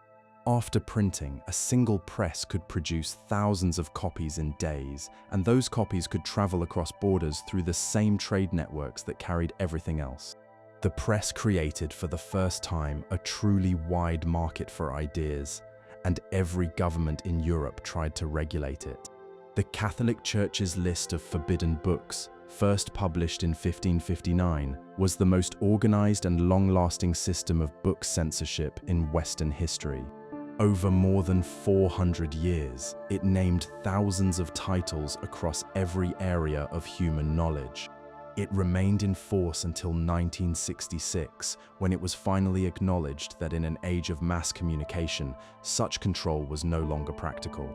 The 20th century brought destruction of books on an industrial scale. The Nazi burnings of 1933 were only the beginning. Over the course of the Second World War, it has been estimated that more than 100 million books were destroyed across Europe through bombing, looting, deliberate destruction, and the chaos of war itself. The great libraries of Warsaw, London, and Berlin all suffered devastating losses. In Poland, the Nazis systematically destroyed libraries as part of a campaign to erase Polish culture, destroying an estimated 16 million books, including most of the National Library's collection. In the Soviet Union, censorship took a different shape. Rather than burning books outright, the state controlled what could be published through a vast system of official review. Books already in print could be retroactively banned and removed from shops and libraries. Photographs were altered to erase people who had fallen out of favor. History was rewritten to match the current party line. The result was a literary culture shaped by absence, the absence of forbidden truths, forbidden voices, and forbidden ideas. The response of writers and readers to censorship has taken many forms, from open defiance to quiet resistance. In the Soviet Union, a movement of unofficial self-publishing emerged in which individuals typed copies of banned works and passed them secretly from hand to hand. A single typist could make about 5 copies at once, and each person who received a copy would type more, creating a chain of reproduction that spread forbidden literature across the country. The first full-length book to move through this network was a novel that had been rejected by Soviet publishers in the late 1950s, a work that was smuggled abroad and published in another language, while inside the country it could only be read in secretly typed copies. In South Africa, under apartheid, writers found ways to challenge the government through works that slipped past the censors. In Latin America, during the era of military dictatorships, novelists used the techniques of a literary style that blended the real and the magical to encode political criticism in forms that official reviewers could not easily suppress. In every age and on every continent, the attempt to silence books has been met with creative, stubborn, and often courageous resistance. The history of book censorship is, in a way, also the history of the book's power. People do not burn things they consider harmless. The very act of censorship is an admission that the written word has the strength to change minds, challenge rulers, and reshape the world. A German poet, writing over a century before the Nazi bonfires, observed with terrible foresight that where books are burned, people will eventually be burned too. The connection between the destruction of knowledge and the destruction of people is not a metaphor, but a pattern that history has confirmed again and again. Now, let us turn to a quieter revolution, the rise of a new kind of book that would change not just what people read, but how they saw the world. In a room of the Imperial Palace in Kyoto, Japan, sometime around the year 1008, a woman who served as a lady-in-waiting at the Empress's court was writing a story. Her name was Murasaki Shikibu, and the story she was writing followed the life of a nobleman through his loves, his political struggles, and his spiritual growth. She wrote not in the formal Chinese script used by male scholars at the Japanese court, but in a flowing writing system that women had developed as their own because they were not permitted to use the official script. The resulting work ran to 54 chapters and over 1,000 pages in modern editions. It contained a central character of real depth and complexity, a large cast of supporting figures, plot lines that stretched across decades, and a voice that moved between outward observation and the most private inner feeling. Modern scholars have recognized this work as quite possibly the first novel ever written, and there is a quiet irony in that fact, that the novel as a form may have been invented by a Japanese woman writing in a script developed by women precisely because they were shut out of the dominant literary tradition. Murasaki created something genuinely new, a long work of prose that was both imaginative and truthful to life, that showed society as it really was and people as they really were, and that used the tools of storytelling to explore emotional and moral questions with a subtlety no earlier form had achieved. The European novel tradition is usually traced to a Spanish writer named Miguel de Cervantes, whose great work was published in two parts in 1605 and 1615. His story follows a minor nobleman who has read so many tales of knights and adventure that he has lost his grip on reality and believes himself to be a knight on a quest. The character became one of the most enduring in all of literature, and what made the work so new in the European context was its willingness to explore the inner life of its characters, their confusions, their self-deceptions, and their surprising moments of wisdom. But the novel did not become the dominant form of storytelling in Europe until the 18th century, when a combination of forces came together to create what some have called a reading revolution. The growth of the printing industry had made books cheaper. The expansion of the middle class had created a new audience with both the ability to read and the spare time to do so. Coffee houses and lending libraries provided new places to find and talk about books. And the novel, with its focus on the lives of ordinary people in the everyday world, offered something that older literary forms like epic poetry and classical drama could not: a mirror in which readers could see their own lives reflected. The English novel took shape in the early 18th century through writers like Daniel Defoe, Samuel Richardson, and Henry Fielding. Defoe offered realistic stories of individual experience in a world that felt familiar and true. Richardson pioneered novels told through letters, exploring the emotional inner lives of his characters with a depth that had not been seen before. Fielding combined broad comedy with clever storytelling in ways that set many of the patterns the English novel would follow for generations. The rise of the novel provoked a wave of worry among those who considered themselves the guardians of public morals, and the anxiety has a strikingly modern ring to it. Critics warned that novel reading was a dangerous habit, particularly for women and young people, that it stirred up the emotions, encouraged impossible expectations of life, and weakened the moral fiber of society. Women were thought to be especially at risk from the seductions of romantic fiction. The idea that women should not read novels, or should read only improving works chosen by their fathers or husbands, was a commonplace of 18th century moralizing. Can you imagine being told that a story might be too dangerous for you to read? Despite these fears, or perhaps partly because of them, the novel became the most popular literary form in Europe and eventually the world. The 19th century saw it reach its full power through writers like Jane Austen, Charles Dickens, the Bronte sisters, Leo Tolstoy, and Fyodor Dostoevsky, who used the form to explore every corner of human experience, from the drawing rooms of English country houses to the frozen landscapes of Russia.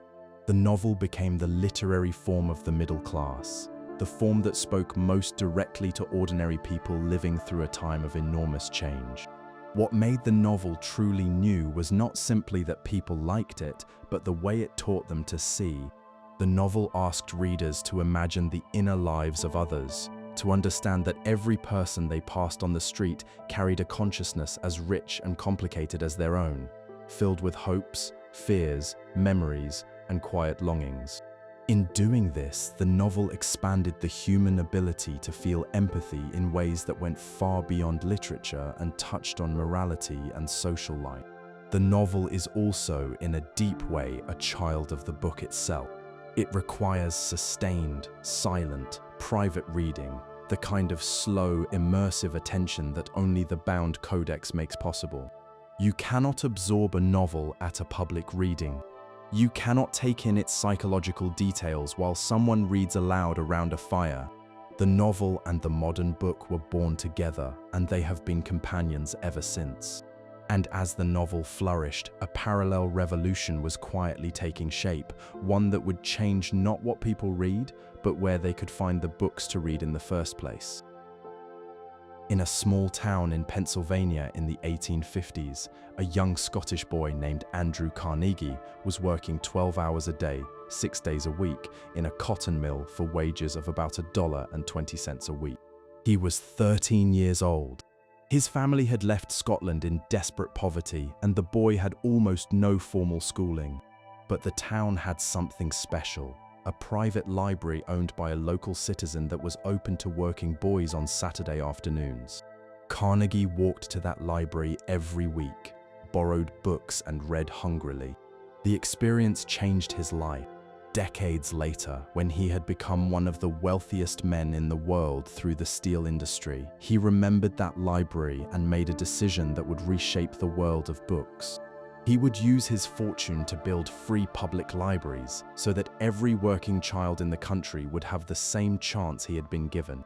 Starting in 1881 and continuing for nearly 50 years, Carnegie and his foundation donated roughly $56 million to build 2,509 public libraries around the world. The vast majority were in the United States, with hundreds more in Britain, Ireland, Canada, and scattered across Australia, South Africa, New Zealand, and beyond. It was the largest single investment in public library buildings in history. Carnegie's approach was guided by a clear idea. He was not interested in buildings for their own sake. He believed in the power of free libraries to give ordinary people the tools for self-education and a better life. His great practical contribution was the open shelf policy. Instead of requiring readers to ask a librarian behind a counter for a specific book, Carnegie's libraries let people walk among the shelves and choose for themselves. This may sound perfectly ordinary today, but at the time it was a real change. The older system in which a librarian decided what you could and could not see was slower, more intimidating, and gave the librarian quiet control over what patrons actually read. But the idea of a library open to the general public did not start with Carnegie. The concept of a free library available to anyone, regardless of wealth or education, grew slowly over many centuries. In the ancient world, libraries existed in temples, palaces, and the homes of the wealthy, and while some Roman libraries were technically open to the public, they mostly served educated elites.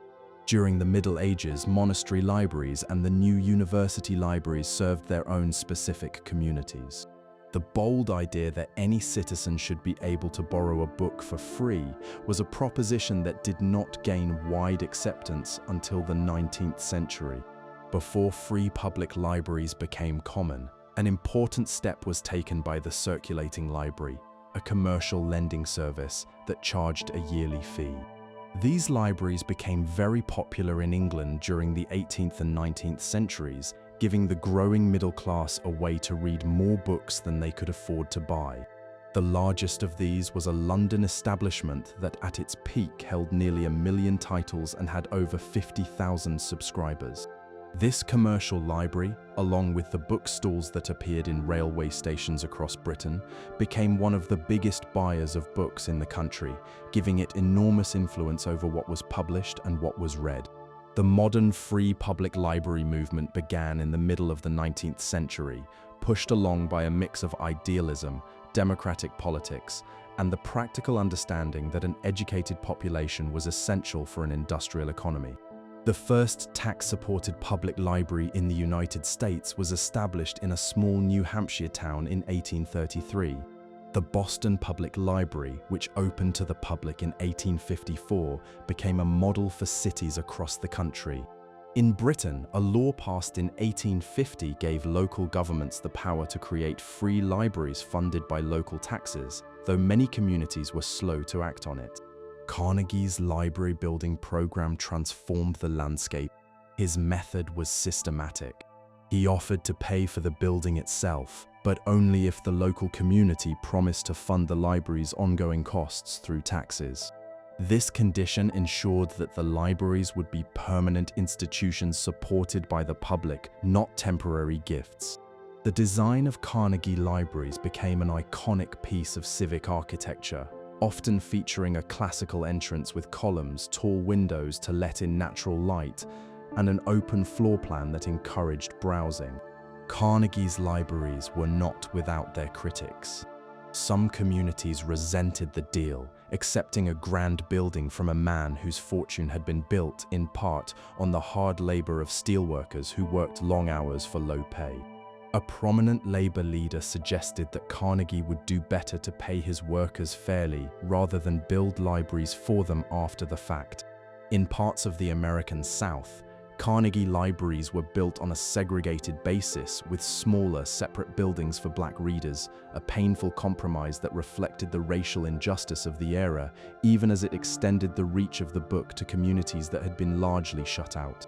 The public library has changed a great deal since Carnegie's time. Modern libraries offer far more than books, providing digital access, community meeting spaces, programs for children, classes in reading and writing, and help with job searches, among many other services. In hard economic times, library use typically rises as people turn to free resources they can no longer afford to buy. In many neighborhoods, the library serves as the true community center, a free public space open to everyone. The idea at the heart of the public library that knowledge should be freely available to all, that the circumstances of your birth should not decide whether you have access to the world's thinking, remains one of the most generous ideas in human history. It was an idea born in the Age of Reason, nurtured by reformers, and given physical form by a Scottish boy who walked to a small-town library every Saturday and discovered that books could change a life.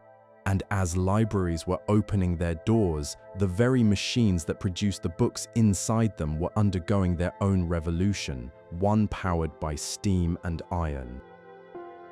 On a November night in 1814, in the press room of the Times newspaper in London, a handful of workers stood watching a new machine. It was a printing press, but not like any they had seen before. This one was powered by steam. A German inventor named Friedrich Koenig had designed it, and the owner of the newspaper had installed it in secret, fearing that his workers might try to destroy it to protect their jobs. When the machine began to run, it produced printed sheets at a speed that no human hand could match, more than 1,000 sheets every hour, roughly 4 times faster than the best hand-operated press. The wooden press that printers had used since the time of Gutenberg, a design essentially unchanged for 3.5 centuries, was suddenly, quietly finished. That moment in the press room of the Times was the beginning of something much larger. Over the course of the 19th century, nearly every part of how a book was made would be transformed by machines. The making of paper, the setting of type, the printing of pages, the binding of covers, even the creation of illustrations, all of it was mechanized, step by step, until the book had been changed from something crafted slowly by hand into something produced quickly by industry. Consider for a moment the story of paper. For hundreds of years, paper had been made from cotton and linen rags, pounded and pressed into sheets one at a time. In 1799, a French inventor created a machine that could produce paper in continuous rolls, and the device was further developed in England and became widely used. By the middle of the 1800s, paper was being made cheaply and in huge quantities from wood pulp rather than rags. This brought the cost of paper down dramatically, though it also created a problem that would haunt libraries for generations. Paper made from wood pulp contains acid, and over time it becomes brittle and crumbles. By the late 20th century, millions of books printed on this kind of paper were falling apart on library shelves, and enormous efforts were launched to slow the damage. The setting of type was another bottleneck. For most of the history of printing, each letter had to be picked up by hand, one at a time, and placed into a frame. It was skilled, careful work, and no matter how fast the presses ran, the speed of typesetting limited how quickly books and newspapers could be produced. In 1886, A German-American inventor named Ottmar Mergenthaler solved the problem with a remarkable machine that allowed an operator to sit at a keyboard and compose text mechanically, casting entire lines of metal type at once. A hand compositor could set about 1,500 characters in an hour, but this new machine could manage 6,000 or more. The speed of producing the printed word had leaped forward once again. What all of this meant for the price of a book was dramatic. At the start of the 19th century in England, a new novel in the standard 3-volume format cost roughly a week's wages for a skilled worker. By the end of the century, the same novel could be had in a single volume for a fraction of that price, and in a cheap reprint for the cost of a meal. Books went from being luxury objects that only the wealthy could afford to everyday things that almost anyone could buy. The binding of books changed too. Before the machines arrived, books were bound one at a time by skilled craftsmen, usually in leather, and the cost of binding could be as much as the cost of the printed pages inside. Many books were sold as loose sheets, and the buyer would take them to a binder to be covered according to their own taste. In the 1820s and 30s, publishers began experimenting with cloth covers, which were cheaper and faster to produce. By the 1840s, machine-made cloth bindings had become the standard, and books began to arrive already covered in uniform editions, their covers stamped with decorative designs that turned the outside of the book into an advertisement for what was inside. And illustration underwent its own quiet revolution. New techniques in engraving and printing made it possible to include images of much higher quality and in much greater number than ever before. Illustrated magazines, like one founded in London in 1842, brought pictures of current events, scientific discoveries, and distant landscapes into millions of homes for the very first time. Can you imagine the feeling of seeing a drawing of the pyramids or a distant mountain range when you had never left your own county? Color printing, developed in the second half of the century, added a richness to the page that earlier generations could only have dreamed of.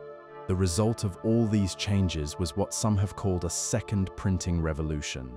In Britain alone, the number of books published each year rose from roughly 600 at the start of the century to over 6,000 by its end.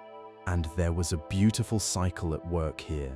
Cheaper books meant more readers. More readers meant more demand for schools. More schools meant higher literacy. And higher literacy created still more readers who wanted still more cheap books. In England, the ability to read rose from roughly half the population at the start of the century to over 95% by its end.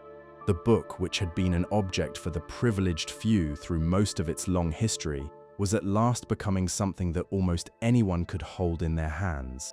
And as machines made books cheaper and more plentiful than ever before, a new kind of reading was about to be born, one aimed not at scholars or the wealthy, but at ordinary people looking for a good story. In the London of the 1830s, a new kind of publication appeared on the streets, and it horrified the cultural establishment.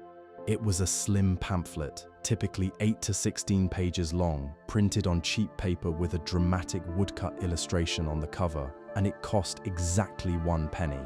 It was called a penny dreadful, and it was, in a sense, the first taste of mass-produced popular entertainment for ordinary people, the Victorian version of a television show or a video game. By the 1840s, dozens of publishers were churning out penny fiction, and the demand was enormous. The stories were everything the respectable literary world was not. They were full of gothic horror, true crime, tales of pirates and highwaymen, melodramatic romances, and supernatural adventures.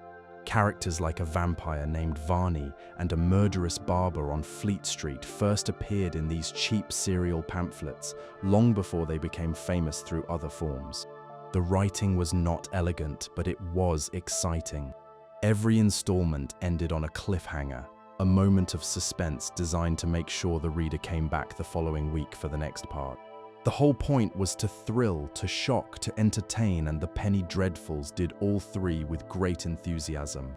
Now, The respectable novelist Charles Dickens was also publishing his stories in installments during this period, but each of his parts cost a shilling, which was 12 pennies.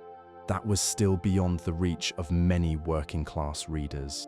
The penny dreadfuls undercut that price dramatically, offering entertainment at 1/12 of the cost. They also freely borrowed from major novels, condensing and repackaging literary fiction for readers who could never have afforded the originals. Cultural critics were appalled, calling the dreadfuls vulgar trash that would corrupt the young and degrade public taste. But something else was happening at the same time. For many working-class Victorians, a penny dreadful was the very first piece of printed fiction they ever read, and the habit of reading, once established, could lead over time to more challenging and rewarding books. Across the ocean, the American version of the penny dreadful appeared in the 1860s.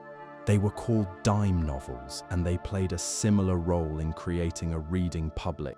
The first dime novel, published in 1860 by a firm in New York, sold over 65,000 copies. These stories featured adventure on the American frontier, detectives solving mysteries and tales of poor young men rising to success through hard work and cleverness. Characters like Buffalo Bill and Deadwood Dick became household names through dime novel serials. During the American Civil War, dime novels were among the most popular reading material in army camps, and publishers sold millions of copies to soldiers on both sides of the conflict. Meanwhile, the railway was quietly changing the geography of reading. In 1848, a bookseller named William Henry Smith opened his first stall at a London railway station, recognizing that the new class of train passengers represented a perfect audience for cheap books. Reading on a smooth-running train was far easier than it had been on a swaying stagecoach, and travelers had time to fill. Smith's stalls sold newspapers, magazines, and books to passengers, and within a few decades there were over 1,200 of these stalls at railway stations across Britain. A new type of book appeared to meet this demand, a compact, inexpensive novel with a distinctive yellow cover designed specifically for reading during a train journey. The railway had created a new reader, a person with an hour or two to spare and a pocket full of pennies. Dickens, the master of the serial form, understood this new reading public better than anyone. His novels were published month by month, each installment costing a shilling and each one ending with just enough suspense to guarantee that readers would come back for more. His stories were cultural events on a scale that few literary works have matched. When one of his novels was reaching its final chapters in 1841, American readers are said to have crowded the docks in New York, calling out to the arriving ships from England to ask whether a beloved character had died. Can you imagine that? A crowd at the harbor desperate for the ending of a story. The Victorian era also saw the rise of lending libraries, commercial services where subscribers paid an annual fee to borrow books from an enormous collection.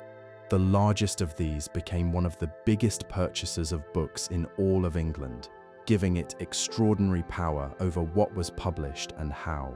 Publishers shaped their output to meet the demands of the lending libraries, including the standard 3-volume novel format, which was preferred because it allowed the library to lend the 3 volumes of a single novel to 3 different subscribers at the same time. By the end of the 19th century, reading had been transformed from an activity of the privileged few into a mass cultural habit. At the start of the century, most people in England and America could not read at all. By its end, literacy was nearly universal, and the world had more readers than at any previous moment in history. The transformation was driven by many forces at once: the spread of public schooling, the growth of the Sunday school movement, and the rise of cheap newspapers. But the availability of affordable reading material was the essential ingredient. The penny dreadful, the dime novel, the railway bookstall, the lending library, and the serialized novel had each played their part in creating a world where reading was no longer a privilege of the few, but an ordinary habit of the many. And yet, amid all this new reading, there were certain books that stood apart from all others, books that billions of people believed contained not just stories, but the very word of God. In a courtyard in the old city of Sanara, Yemen, in 1972, workers repairing a mosque after heavy rains made an unexpected discovery. Hidden in a space between the inner and outer walls, they found thousands of parchment fragments bundled together and stored in what appeared to be a forgotten attic. Many of the fragments were decorated with elaborate designs. They were pieces of the Quran, some of them dating to the 7th and 8th centuries, making them among the oldest surviving copies of Islam's holy book. The discovery reminded the world of something worth pausing on, that the most powerful books in human history are not novels, not histories, not works of science. They are the books that billions of people believe contain the Word of God. The Bible is, by any measure, the most widely distributed book ever produced. It is difficult to know the exact number, but estimates suggest that more than 5 billion copies have been printed since the invention of the printing press. It has been translated into more than 700 languages in full, with parts of it available in over 3,500 languages. No other book comes close to these numbers. But the Bible is not really a single book. It is a collection of 66 separate works written by many different authors over roughly 1,000 years in 3 languages. The Hebrew scriptures were gathered over centuries from oral and written traditions, with the earliest texts perhaps dating to the 10th century before the Common Era. The Christian writings that follow were composed in the decades after the death of Jesus, roughly between the years 50 and 100, though the official list of accepted books was not settled until the 4th century. The physical history of the Bible mirrors the history of the book itself. The earliest biblical texts were written on scrolls made from papyrus. When the Codex, the bound book with pages, emerged in the early centuries of the Common Era, Christians were among the first to adopt it with enthusiasm. Some of the most important surviving books from the ancient world are great Bible manuscripts written on vellum, the prepared skins of hundreds of sheep or goats, each one a monument of craft and devotion. The Jewish Torah scroll occupies a unique position in this story. While nearly every other major religious text has moved from scroll to codex to printed book, the Torah is still read in synagogues from handwritten scrolls made according to exacting traditional rules. A specially trained scribe writes each scroll using a quill pen and carefully prepared ink on parchment from the skin of an approved animal. The process takes about a year, and even a single misplaced letter can make the entire scroll unfit for use. This extraordinary commitment to accuracy through hand copying has given the Torah one of the most stable textual traditions of any ancient document. Scrolls copied in the Middle Ages match remarkably well with copies found among the Dead Sea Scrolls, which are over 2,000 years old. The Quran has its own distinctive story. According to Islamic tradition, the text was revealed to the Prophet Muhammad over a period of about 23 years, beginning around the year 609. During his lifetime, the words were memorized by his companions and written down on whatever was available, from palm leaves to flat stones to the shoulder blades of camels. The gathering of these fragments into a single written text happened after Muhammad's death, when a standardized version was produced to prevent variations as Islam spread across a vast empire. The Quran is organized into 114 chapters, and it remains one of the most widely memorized books in the world. Millions of Muslims have committed the entire text to memory, keeping the spoken tradition alive alongside the written one. The sacred books of the Eastern world have their own remarkable histories. The ancient hymns and verses of Hinduism were preserved for centuries through an extraordinarily careful system of oral recitation before they were ever written down. The precision of this spoken tradition was so effective that when the texts were finally committed to writing, they matched the oral versions with striking fidelity. The holy book of Sikhism is treated as a living teacher, placed on a throne, covered with fine cloth, and ceremonially put to rest each night. There is something deeply moving about the way human beings treat their sacred books. A Torah scroll is dressed in an embroidered mantle and crowned with silver ornaments. A Quran is handled with ritual purity. These books are not simply read. They are revered as physical carriers of divine truth, and the act of copying them is understood not as mere labor, but as worship. The Bible played a central role in the history of the printed book as well. Gutenberg chose it as the first major work to be printed on his press, and it has remained the most frequently printed book in every century since. The translation of the Bible into the languages ordinary people spoke was one of the great engines of the printing revolution. In England, a team of 47 scholars working over 7 years produced a translation in 1611 that became not only the standard Bible for centuries, but one of the foundational works of the English language itself, shaping the way English was written and spoken for generations to come. Sacred books have been, throughout all of human history, the books that inspired the greatest care, the greatest devotion, and the greatest conflict. They remain so today. In a world of screens and instant messages, the Torah scroll is still written by hand, the Quran is still memorized in its entirety, and the Bible is still the world's best-selling book, year after year after year. And alongside these sacred texts, another quiet story was unfolding, one about the people who for centuries were told they should not read at all. In a parlour in the small Hampshire village of Steventon, England, sometime around 1796, a young woman of 20 was writing a novel on small sheets of paper that she could quickly hide under a blotter if anyone entered the room. The house had no study, no private writing space, and the parlour door had a creaking hinge that the family never repaired, because the creak served as an early warning system, giving the young woman time to conceal her work before visitors appeared. Her name was Jane Austen, and the novel she was writing would eventually become one of the most celebrated works of fiction in the English language.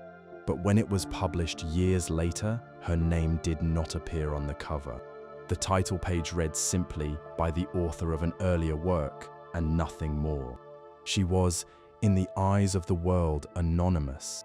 The history of women and books is a history of barriers, of quiet resistance, and of revolutions that happened so slowly that the world barely noticed. For most of human history, in most cultures, women were denied access to reading and writing. The reasons offered were various: that women's minds were unsuited to learning, that reading would distract them from their duties at home, that certain ideas might corrupt their character. But the effect was always the same: the exclusion of half of humanity from the world of the written word. And yet women wrote, always and everywhere they wrote.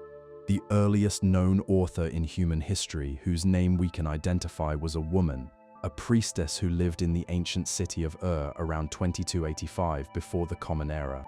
She composed hymns that were inscribed on clay tablets and circulated throughout the region.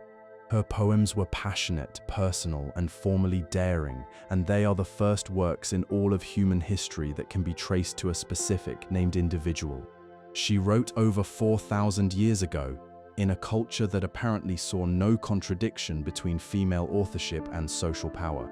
In ancient Greece, a poet who lived on the island of Lesbos around 600 years before the Common Era was recognized even in her own time as one of the greatest lyric poets. Her work survived only in fragments, much of it lost, some scholars believe deliberately destroyed by later authorities who disapproved of what she wrote about. In Rome, a few names of female poets have come down to us, but their writing was preserved only because it was tucked into the collections of men. In medieval Japan, something unexpected happened.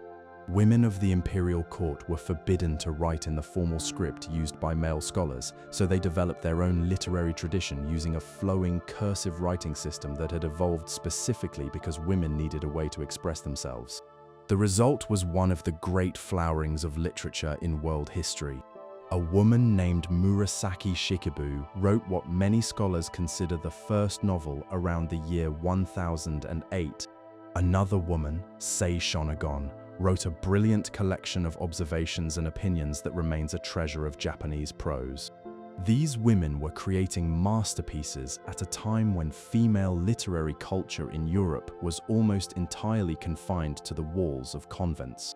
In 15th century France, a woman who had been widowed young with 3 children and no income turned to writing to survive, and she became what many consider the first professional female author in European history.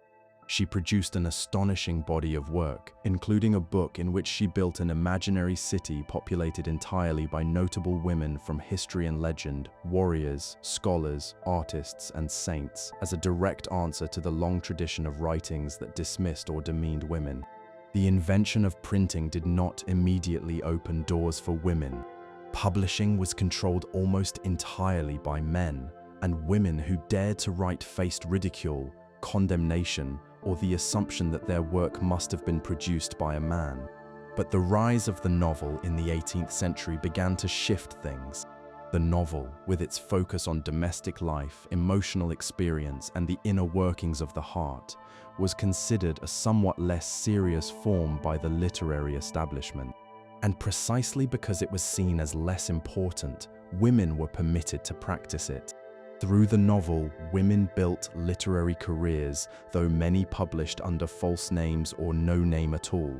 The Bronte sisters published under male names. One of the greatest English novelists of the 19th century published under a man's name for her entire career.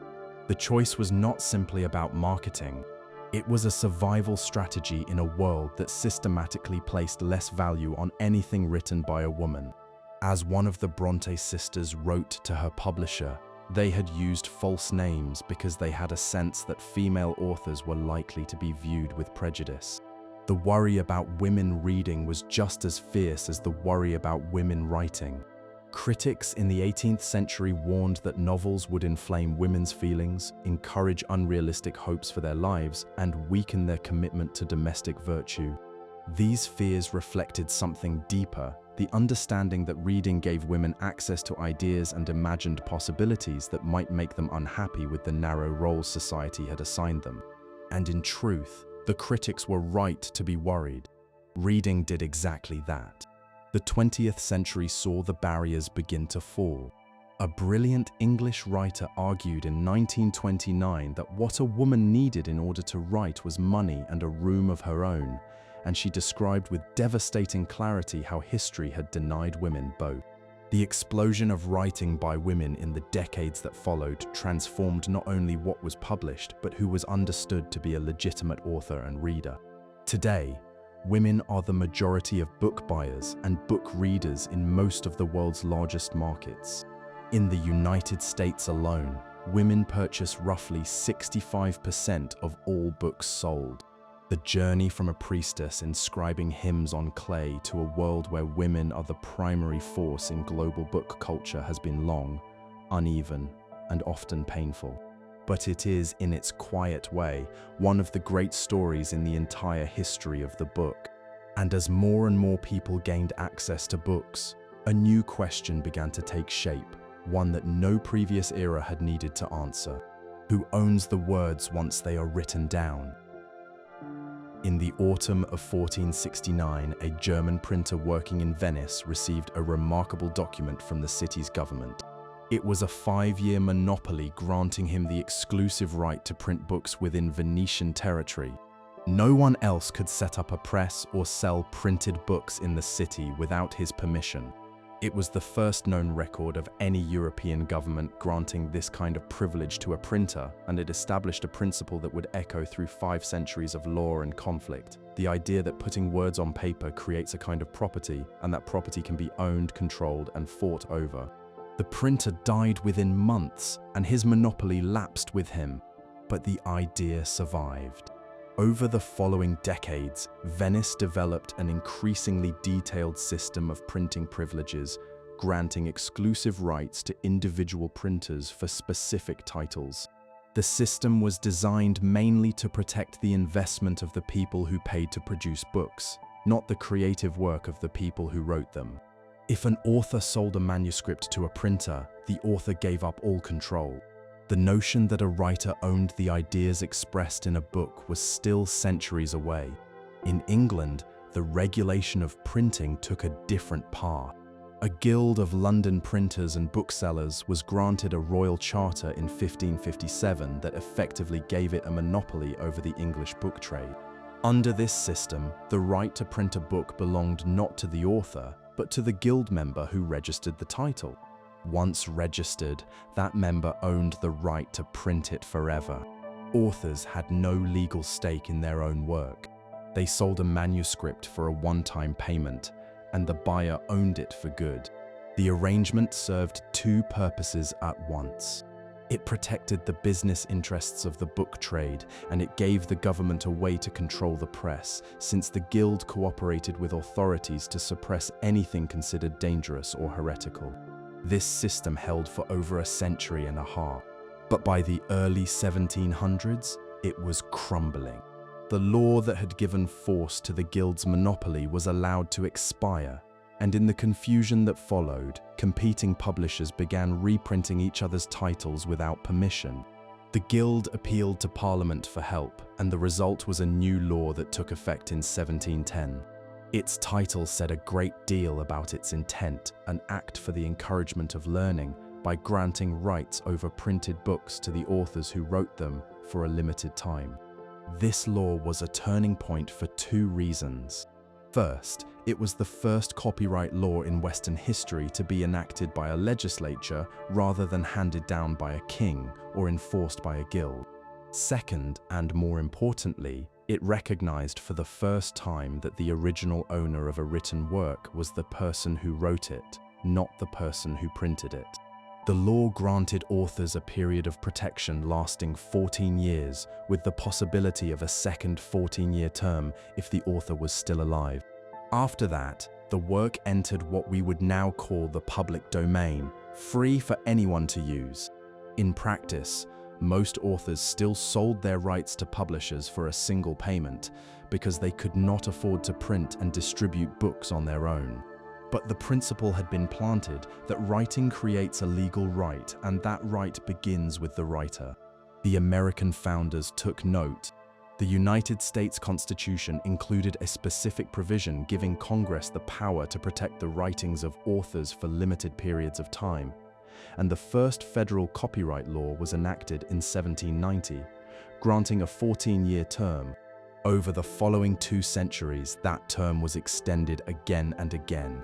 By the late 1990s, it had grown to the life of the author plus 70 years, a law that critics gave a memorable nickname because it was widely believed to have been pushed by a famous entertainment company trying to keep its earliest cartoon character out of the public domain.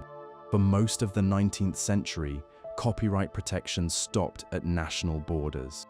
A book protected in England could be freely reprinted in the United States, and the other way around.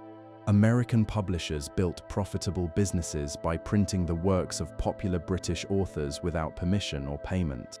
One of those authors, the most popular novelist of the Victorian era, campaigned publicly during his American tours for international copyright protection, but he did not live to see it happen.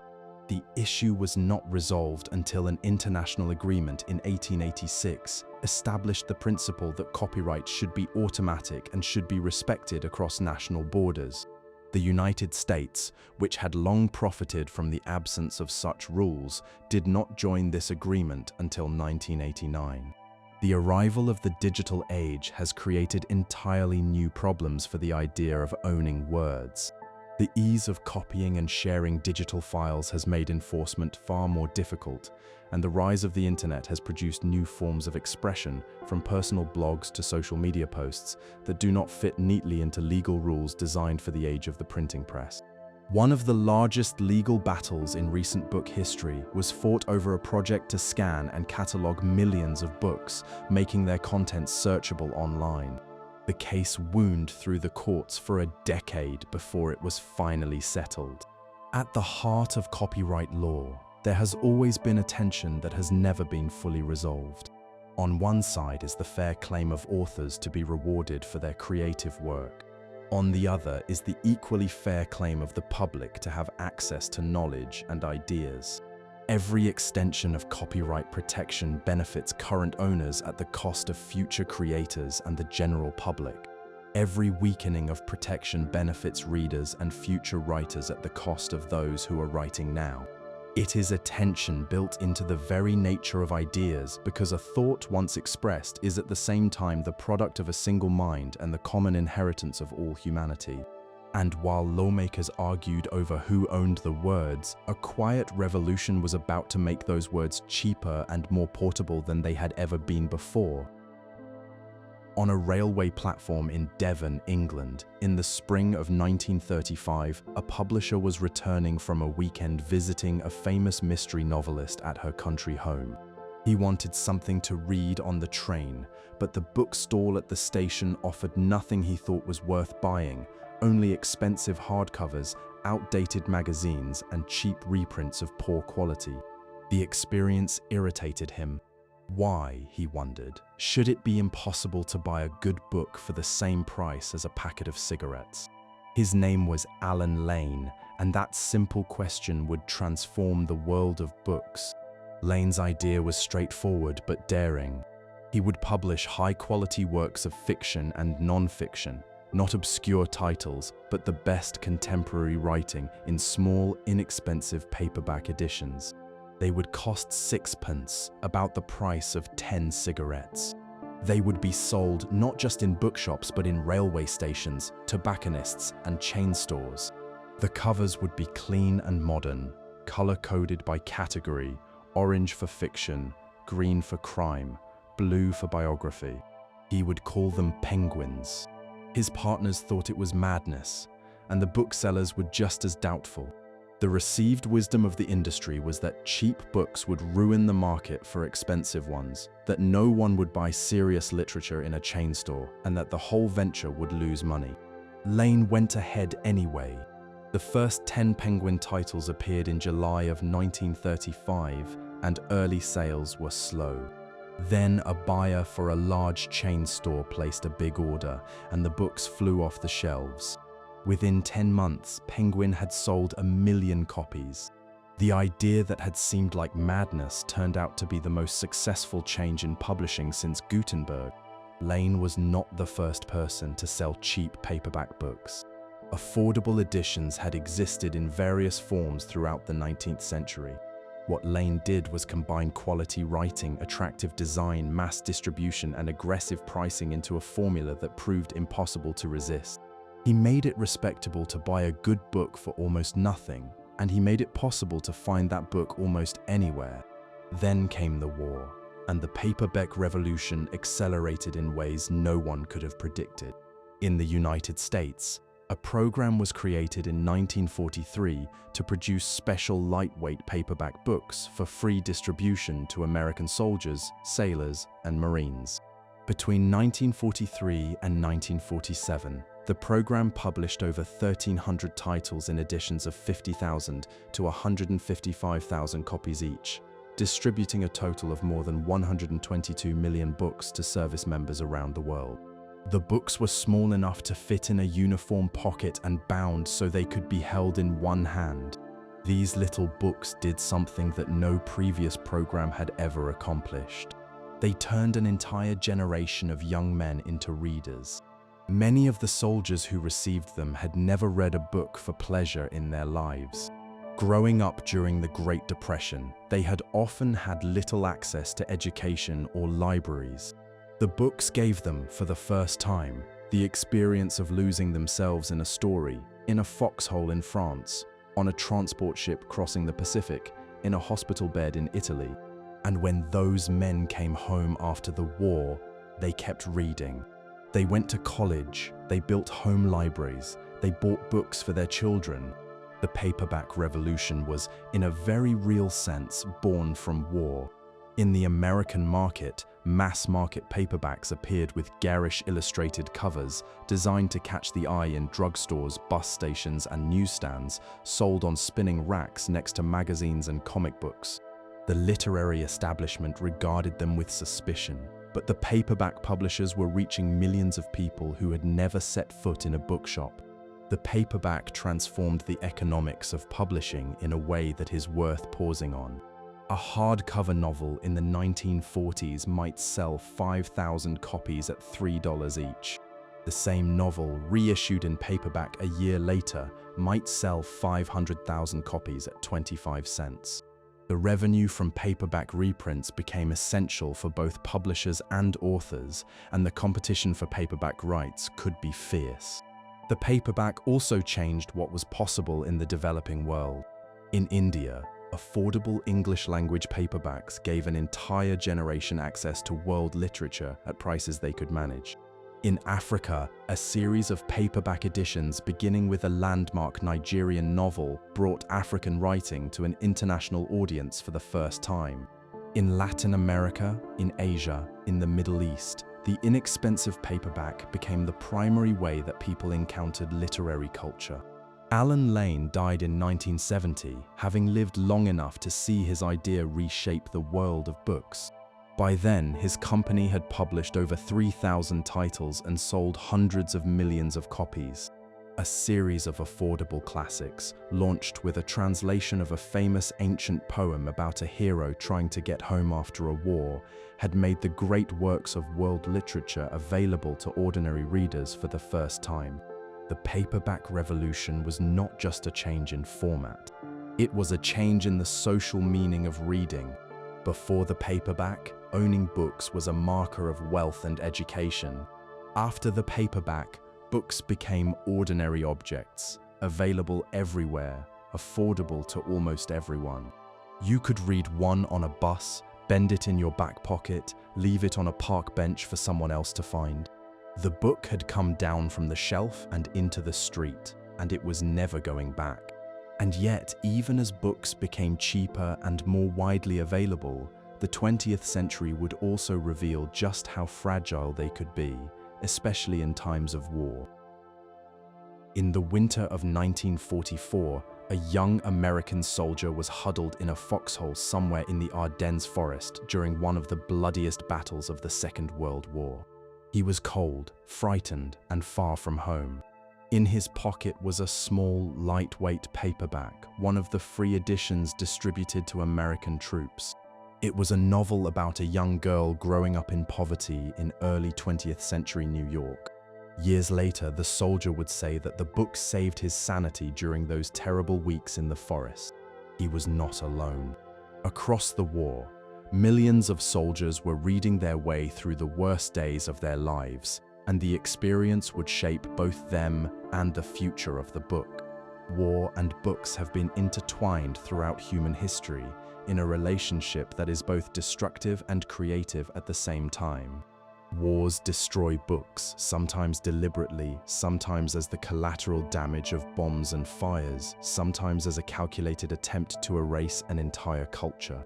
But wars also create readers, inspire writers, and produce some of the most important literature that has ever been written. The destruction of books during the Second World War was staggering. In London alone, the bombing destroyed millions of volumes. On a single night of bombing in December of 1940, 5 million books were consumed in the fires that swept through the publishing warehouses near St. Paul's Cathedral. In Poland, the Nazis deliberately destroyed libraries as part of their campaign to annihilate Polish culture. An estimated 16 million books were destroyed, including nearly the entire collection of the National Library. In the Soviet Union, German forces destroyed roughly 100 million books during the invasion and occupation. The Nazis did not stop at bombing. They carried out a systematic campaign of cultural theft unlike anything the world had seen before. A special task force was created to loot the libraries, archives, and art collections of occupied Europe. Jewish collections were a particular target. In France alone, an estimated 3 million books were taken from Jewish owners. Some were destroyed, and others were hoarded for a planned research center that was never completed. The recovery of these stolen books after the war became an enormous undertaking, and many collections were never fully restored. But the same war that destroyed so many books also created millions of new readers. The free paperback program that distributed over 122 million books to American soldiers was the most ambitious book distribution effort in history. The books were chosen by a council of publishers, librarians, and military officials, and they included everything from literary classics to mysteries, from poetry to philosophy. For many soldiers, these little pocket-sized books were a lifeline, a connection to the life they had left behind, a source of comfort against fear and boredom, and an introduction to the pleasure of reading that would last the rest of their lives. The First World War had its own powerful literary legacy. A group of young poets writing from the trenches of the Western Front produced some of the most devastating poetry in any language. Their work changed forever how the English-speaking world understood both war and literature. The prose that came out of the First World War, novels by writers from Germany, England, and America, created an entirely new kind of war writing, unflinching in its depiction of combat and devastating in its criticism of the societies that had sent young men to die. In the Soviet Union, the relationship between books and power took a different and chilling form. The state controlled all publishing, and a censorship agency reviewed every publication before it could be printed. Books that had already been published could be retroactively banned and pulled from libraries and shops. History was rewritten to suit the party's needs. Authors were erased from the literary record as if they had never existed. The response to this was something quietly remarkable. Beginning in the mid-1950s, Soviet citizens began typing out copies of banned books and passing them from hand to hand. A single typist could make perhaps 5 copies using carbon paper. Each person who received a copy would type out more, creating a chain of reproduction that spread outward like ripples in water. The first full-length novel to circulate this way was a story about a doctor caught up in the Russian Revolution, a book that had been rejected by Soviet publishers but was eventually smuggled to Italy and published there. Within the Soviet Union, it could only be read in these hand-typed copies. This underground movement grew to include far more than literature. Political essays, religious texts, human rights documents, and transcripts of trials all circulated through the same quiet network. By the 1970s and 80s, hundreds of thousands of these documents were in circulation. For a government that controlled vast armies and nuclear weapons, the sight of an ordinary person typing copies of a banned book in a kitchen was, in its own way, deeply threatening, because it represented a form of resistance that could not be stopped without eliminating the written word itself. The Cold War added its own chapter to the story of books at war. Both sides understood that books were weapons in the struggle for hearts and minds. The American government secretly supported the publication and distribution of books that advanced its interests, and maintained libraries around the world stocked with carefully chosen works. Books were understood by both sides as tools of influence as powerful as any broadcast or speech. Wars in our own time have continued to threaten books and the places that hold them. Libraries have been looted and burned in conflicts across the Middle East and beyond. But the response has also been remarkable. In one West African city, local librarians organized a secret operation to smuggle hundreds of thousands of irreplaceable manuscripts to safety before they could be destroyed, hiding them in private homes and eventually transporting them to the capital. The history of books at war teaches us something fundamental. Individual books can be burned, bombed, banned, and stolen.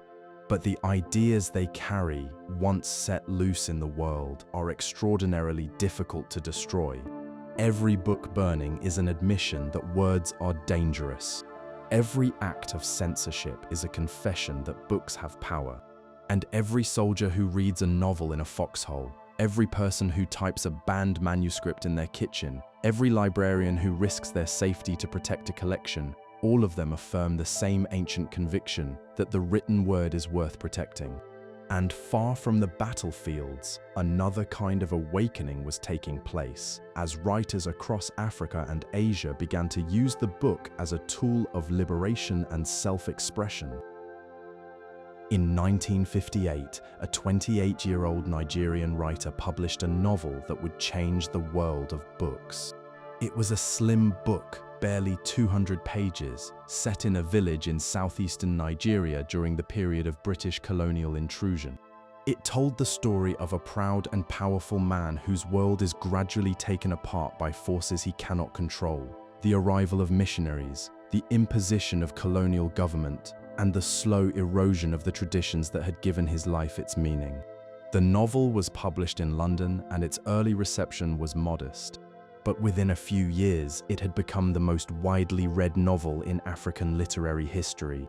By the time of the author's death in 2013, it had sold over 20 million copies and been translated into more than 50 languages.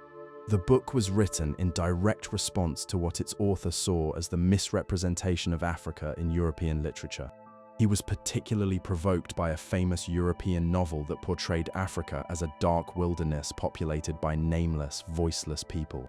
His own novel was a deliberate act of reclamation. He wrote Africa from the inside, presenting his community as a complex civilization with its own laws, religions, art, and philosophy. A civilization that was not inferior, but simply encountered a more aggressive power with more advanced weapons. He wrote in English, the language of the colonizer, but wove into it the proverbs and storytelling patterns of his own people. This novel was a spark, but the broader movement had deeper roots. In the 1930s and 40s, writers from the Caribbean and West Africa had already begun the work of asserting the dignity and value of Black African culture against European racism. In South Africa, a generation of Black writers working for a lively magazine in the 1950s wrote about urban life with a directness that the apartheid regime found threatening. In East Africa, another writer was beginning a career that would make him one of the most important voices on the continent. A publishing series launched in 1962 became the vehicle that carried African literature to the world. It began with a paperback reprint of that landmark Nigerian novel and went on to publish 359 titles by authors from across the continent over the following 4 decades. The books were printed in affordable editions designed for use in African schools and universities, and they were translated from French, Portuguese, and a dozen African languages. The series created, for the first time, a body of literature that told the story of Africa from African perspectives available to readers everywhere. But Africa's connection to books stretches far deeper than the 20th century. Ethiopia possesses the oldest continuous literary tradition in all of sub-Saharan Africa, rooted in an ancient language and the Ethiopian Orthodox Church. Some of the earliest surviving illuminated Christian manuscripts in the world were produced there, dating to the 5th or 6th century. Ethiopian scribes trained for decades, and the manuscripts they created, written in beautiful script and decorated with vivid miniature paintings, represent a tradition of extraordinary skill and devotion stretching back more than 1600 years. In Asia, the post-colonial literary awakening took many different shapes. India developed one of the most complex book cultures in the world, publishing books in 22 officially recognized languages and producing roughly 90,000 titles each year. The great figures of modern Indian literature wrote in multiple Indian languages before their works were translated into English and other international tongues. An Indian poet won a major international literary prize as early as 1913. Over the following decades, Indian novelists in both regional languages and English created works that became some of the most important in contemporary world literature. Japan developed a book culture that is remarkable in its depth and variety. Japanese readers buy more books per person than the citizens of nearly any other country. But perhaps the most distinctive Japanese contribution to the world of books is the graphic storytelling form that has become one of the most widely read kinds of book on the planet. Its roots go back centuries, but its modern form was essentially created by one man in the late 1940s, an artist who introduced cinematic storytelling, dynamic page design, and characters with large, expressive eyes that became the signature of the style. This artist is sometimes called the father of the form, and his influence on Japanese book culture cannot be overstated. Today, these graphic narratives account for roughly a quarter of all print publishing income in Japan and have become a global phenomenon, translated into virtually every major language. In China, the 20th century brought a literary revolution inseparable from political revolution. A movement in 1919 led to a rejection of the classical literary language in favor of everyday speech, and writers used the short story and the essay as tools of social criticism. The Communist Revolution brought state control of publishing, and the upheaval of the mid-1960s saw vast quantities of traditional literature destroyed and many writers imprisoned or killed. But the decades that followed brought an extraordinary literary revival, and Chinese fiction has become a major force in global book culture, from a novelist who won a prestigious international prize in 2012 to a science fiction writer whose work has been read by millions worldwide. The literary awakening of Africa and Asia in the 20th and 21st centuries has fundamentally changed the world of books. For most of modern publishing history, books were overwhelmingly a Western affair, written in European languages, published by Western companies, and distributed through Western channels. The post-colonial movements changed this not merely by adding new voices, but by challenging the assumption that Western literary traditions were the only ones that mattered. The book, which colonial powers had used as a tool of cultural control, was reclaimed by the very people it had been used against, transformed into an instrument of liberation, self-expression, and cultural renewal. And while these voices were finding their audience, another revolution in books was taking shape, one that concerned the youngest readers of all. In 1744, in a small shop near St. Paul's Cathedral in London, a bookseller named John Newbery put something new on his shelves. It was called a little pretty pocketbook, and it was designed from its cheerful floral binding to its simple illustrated pages specifically for children. Earlier books aimed at the young had been almost entirely religious or moral in nature: catechisms, conduct manuals, and collections of cautionary tales about wicked children who met terrible ends. Newbery had a different idea altogether. His book was meant to be enjoyable. It included rhymes, games, fables, and pictures, and it was sold with a small ball for boys or a pincushion for girls as a free gift. The price was 6p or 8p with the toy. It was, in every practical sense, the first children's book, the first book created not to frighten or moralize at children, but simply to give them pleasure. Newbery was a shrewd businessman who saw an underserved market. The 18th century was slowly changing how people thought about childhood, influenced by the idea that children were not miniature adults to be disciplined into shape, but unique beings deserving of care and respect. Newbery understood that if childhood was special, children deserved special books. Over the next 2 decades, he published dozens of titles for young readers. When the American Library Association later established its most honored award for children's literature, they named it after him. Before Newbery, children's reading had been shaped mainly by religion and fear. An early American schoolbook taught the alphabet through rhyming couplets of stern theology. Another popular book consisted entirely of accounts of extremely pious children who died young, designed to frighten the reader into devotion. Even the fairy tales published in France in the late 1600s, stories of glass slippers and sleeping princesses and girls in red hoods, came with stern morals warning children about the dangers of disobedience and vanity. The 19th century brought what is now remembered as a golden age of children's literature. A story published in 1865 about a girl who falls down a rabbit hole into a world of nonsense was a genuine turning point. A children's book written purely for the delight of a child, with no moral lesson, no religious instruction, no attempt to improve the reader. The author had invented the tale while rowing on the river with a young friend who asked him to tell her a story. The tale he improvised that afternoon became one of the most beloved books in the English language. The decades that followed produced an extraordinary outpouring of classics. Children were given adventure on the high seas, the forests of India, a boy who refused to grow up, a rabbit named Peter who snuck into a farmer's garden, and a girl who followed a yellow brick road through a distinctly American fairy tale landscape. Picture books proved that stories for the very young could be works of real literary and artistic beauty. The 20th century saw children's literature become both a major industry and a recognized art form. In the United States, a writer and illustrator known by a playful pen name revolutionized early reading education.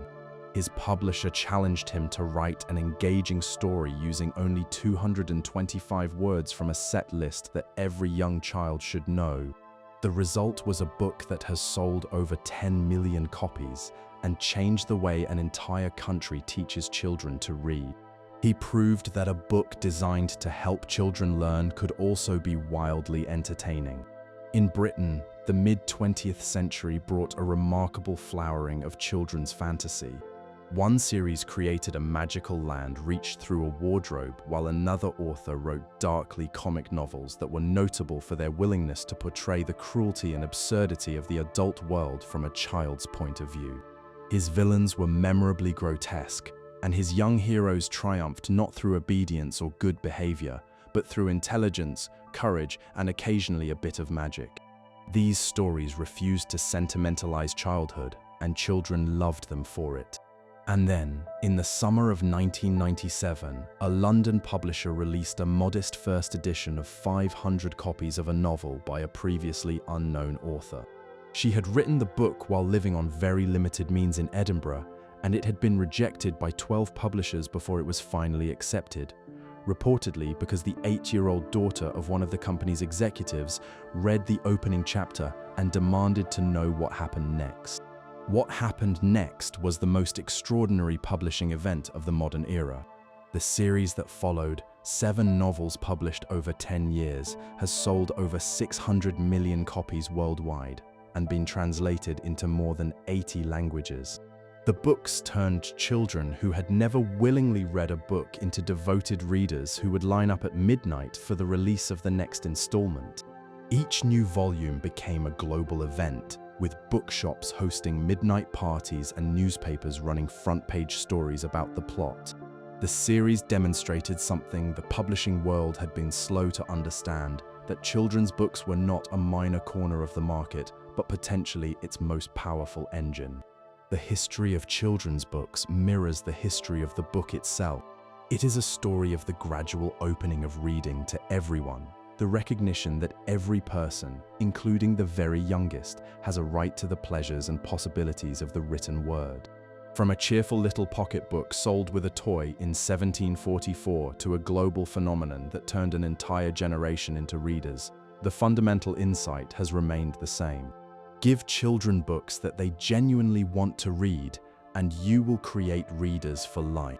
And behind all these books, from the cheapest penny dreadful to the most celebrated children's novel, there was an entire industry at work, a complex world of editors, agents, and publishers whose quiet labor made it all possible. In 1924, 2 young men founded a publishing company in New York City with a single book, a collection of crossword puzzles. Crossword puzzles were a recent craze. The first one had appeared in a newspaper just 11 years earlier, and the 2 men recognized that there was a market for a book-length collection. They published it with a pencil attached, and it became an immediate hit, selling over 100,000 copies. The success was improbable, even a little absurd, a publishing house built on a fad. But those 2 men understood something that would come to define 20th century publishing. That books were not only literary objects, but also commercial products, and that understanding the market was just as important as understanding literature. At the turn of the 20th century, American book publishing was a quiet, gentlemanly world. A handful of small, family-owned firms operated more like literary salons than businesses. The publisher was typically a well-educated man who chose books based on his own taste and judgment, who kept personal relationships with his authors, and who considered the business of selling books to be slightly beneath him. Many of these houses operated at a loss, supported by wealthy owners who saw publishing as a civic duty rather than a way to make money. The years between the wars saw a new generation of publishers who brought commercial energy and a flair for marketing. New firms were founded with memorable names, sometimes chosen on a whim. One pair of partners chose their company's name because they intended to publish a few books on the side, at random. Another house became known for elegant design and a commitment to international literature. These new publishers, along with the older firms, formed the ecosystem that would shape American literary culture for the rest of the century. The literary agent emerged as a crucial figure in this new world. Before agents, authors negotiated their own contracts with publishers, usually from a position of ignorance and weakness. The agent's job was to represent the author's interests, to sell the manuscript to the highest bidder, to negotiate better terms, and to manage all the ways a book could earn money beyond the original edition through translation, serialization, and adaptation for film. By the middle of the 20th century, the agent had become indispensable. Today, none of the major publishing houses accept manuscripts sent directly by authors. Every submission must come through an agent, making the agent the gatekeeper of the literary world. The editor became another defining figure, particularly the kind of editor who served as both literary advisor and creative partner. At one famous house, an editor worked with some of the greatest American novelists of the 20th century, coaxing their best writing out of them through a combination of insight, loyalty, and extraordinary patience. At another, an editor shaped the careers of dozens of the century's most important writers with a blend of intellectual sharpness and commercial instinct. These editors were not merely people who corrected grammar. They were collaborators in the creative process itself, helping authors turn a rough vision into a finished book. The bestseller list became one of the most powerful forces in modern publishing. A major newspaper began publishing a weekly ranking of best-selling books in 1931, and the list quickly became a self-fulfilling prophecy. Books that appeared on it sold more copies because they were on it, and bookshops displayed them more prominently because they were bestsellers. The list created a pattern where a small number of blockbuster titles earned the vast majority of the industry's money, while most books sold modestly or not at all. Publishers responded by investing more heavily in potential hits, paying larger sums to famous authors, and spending more on marketing, designing their entire strategies around the chase for the next big success. The second half of the century brought a relentless wave of consolidation. Small independent firms were bought by larger companies, which were then bought by still larger ones, until the English-language publishing world was dominated by just 5 enormous corporations. Together, these 5 publishers account for the vast majority of hardcover and paperback sales. Each is a part of an even larger media company based in Germany, Australia, France, or the United States. The world of small, family-run publishing houses had given way to something very different. The economics of modern publishing are, to put it gently, unusual. The vast majority of books lose money. Industry estimates suggest that roughly 80% of traditionally published books fail to earn back the money paid to their authors. The industry survives because the remaining 20% includes a handful of enormous bestsellers whose profits pay for everything else. A single wildly popular novel can generate enough revenue to support hundreds of titles that sell only modestly. The result is a business that is part commerce, part patronage, part lottery. The rise of self-publishing in the 21st century has shaken this model in ways that are still unfolding. A platform launched in 2007 allows any author to publish and sell a book to readers around the world without going through a traditional publisher. By 2018, over 1.5 million self-published titles were appearing each year on that platform alone, and self-published authors accounted for roughly a third of all digital book sales in the largest English-language markets. The gatekeeping role that agents and editors had performed for a century, deciding which books would be published and which would not, has been fundamentally challenged by a technology that lets anyone with a manuscript and an internet connection reach readers directly. Modern publishing lives in a state of permanent tension between its commercial needs and its cultural responsibilities. Publishers must make money to survive, and the pursuit of bestsellers shapes much of the industry's behavior. But publishing also carries an obligation to nurture literary culture, to take chances on difficult and challenging books that contribute to the life of the mind even when they do not turn a profit. Whether the industry can continue to balance these two demands in an era of corporate consolidation and digital change is one of the great unanswered questions in the world of books. And all of this, every manuscript, every bestseller list, every bidding war, ultimately depends on a place where a reader can walk in, pick up a book, and decide to take it home.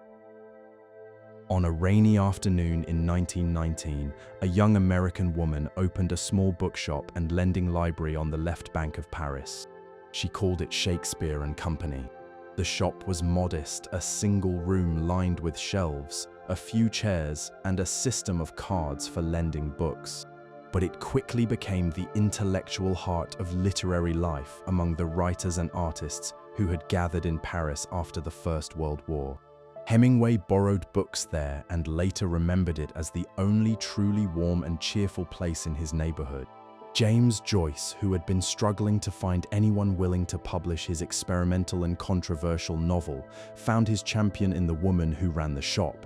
She agreed to publish the book herself, and it became one of the landmarks of 20th century literature.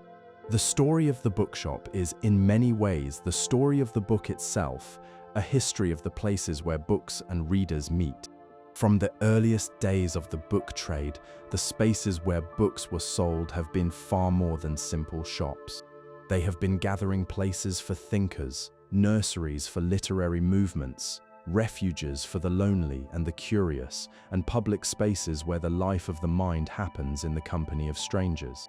The earliest booksellers set up in the shadow of the institutions that produced books. In medieval Paris, they clustered along a narrow street near the university.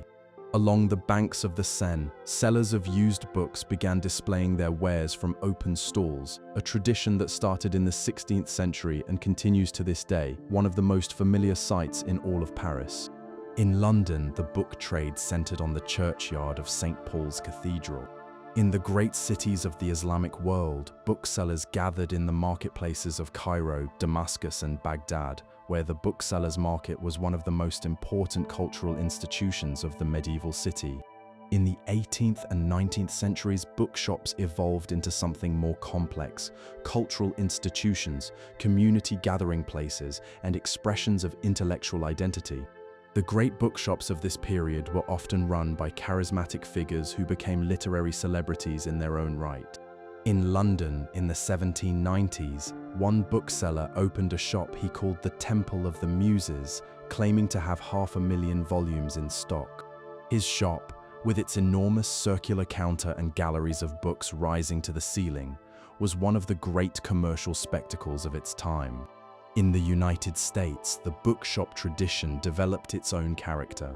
From the colonial-era booksellers of Boston and Philadelphia to the great independent shops of the 20th century, American bookshops have reflected the democratic spirit of the culture. One shop in Portland, Oregon, occupies an entire city block and holds over 1 million volumes. Another in New York City, founded in 1927, has survived the Depression, a world war, the rise of chain stores, and the digital revolution, still proudly claiming its famous collection of miles and miles of books. The second half of the 20th century brought a transformation that many independent booksellers did not survive. Chain bookstores appeared in the 1960s and 70s and grew aggressively in the 80s and 90s, offering vast selections, long hours, comfortable seating areas, and in-store cafes. At their peak, these chains operated over 1,000 stores each, and many smaller independent shops were forced to close, unable to compete with the scale and convenience of the big chains. Then came the internet. When a young entrepreneur founded an online bookstore in 1994 operating out of his garage, few in the publishing world took it seriously. But the combination of vast selection, low prices, customer reviews, and personalized recommendations proved devastating to physical bookshops.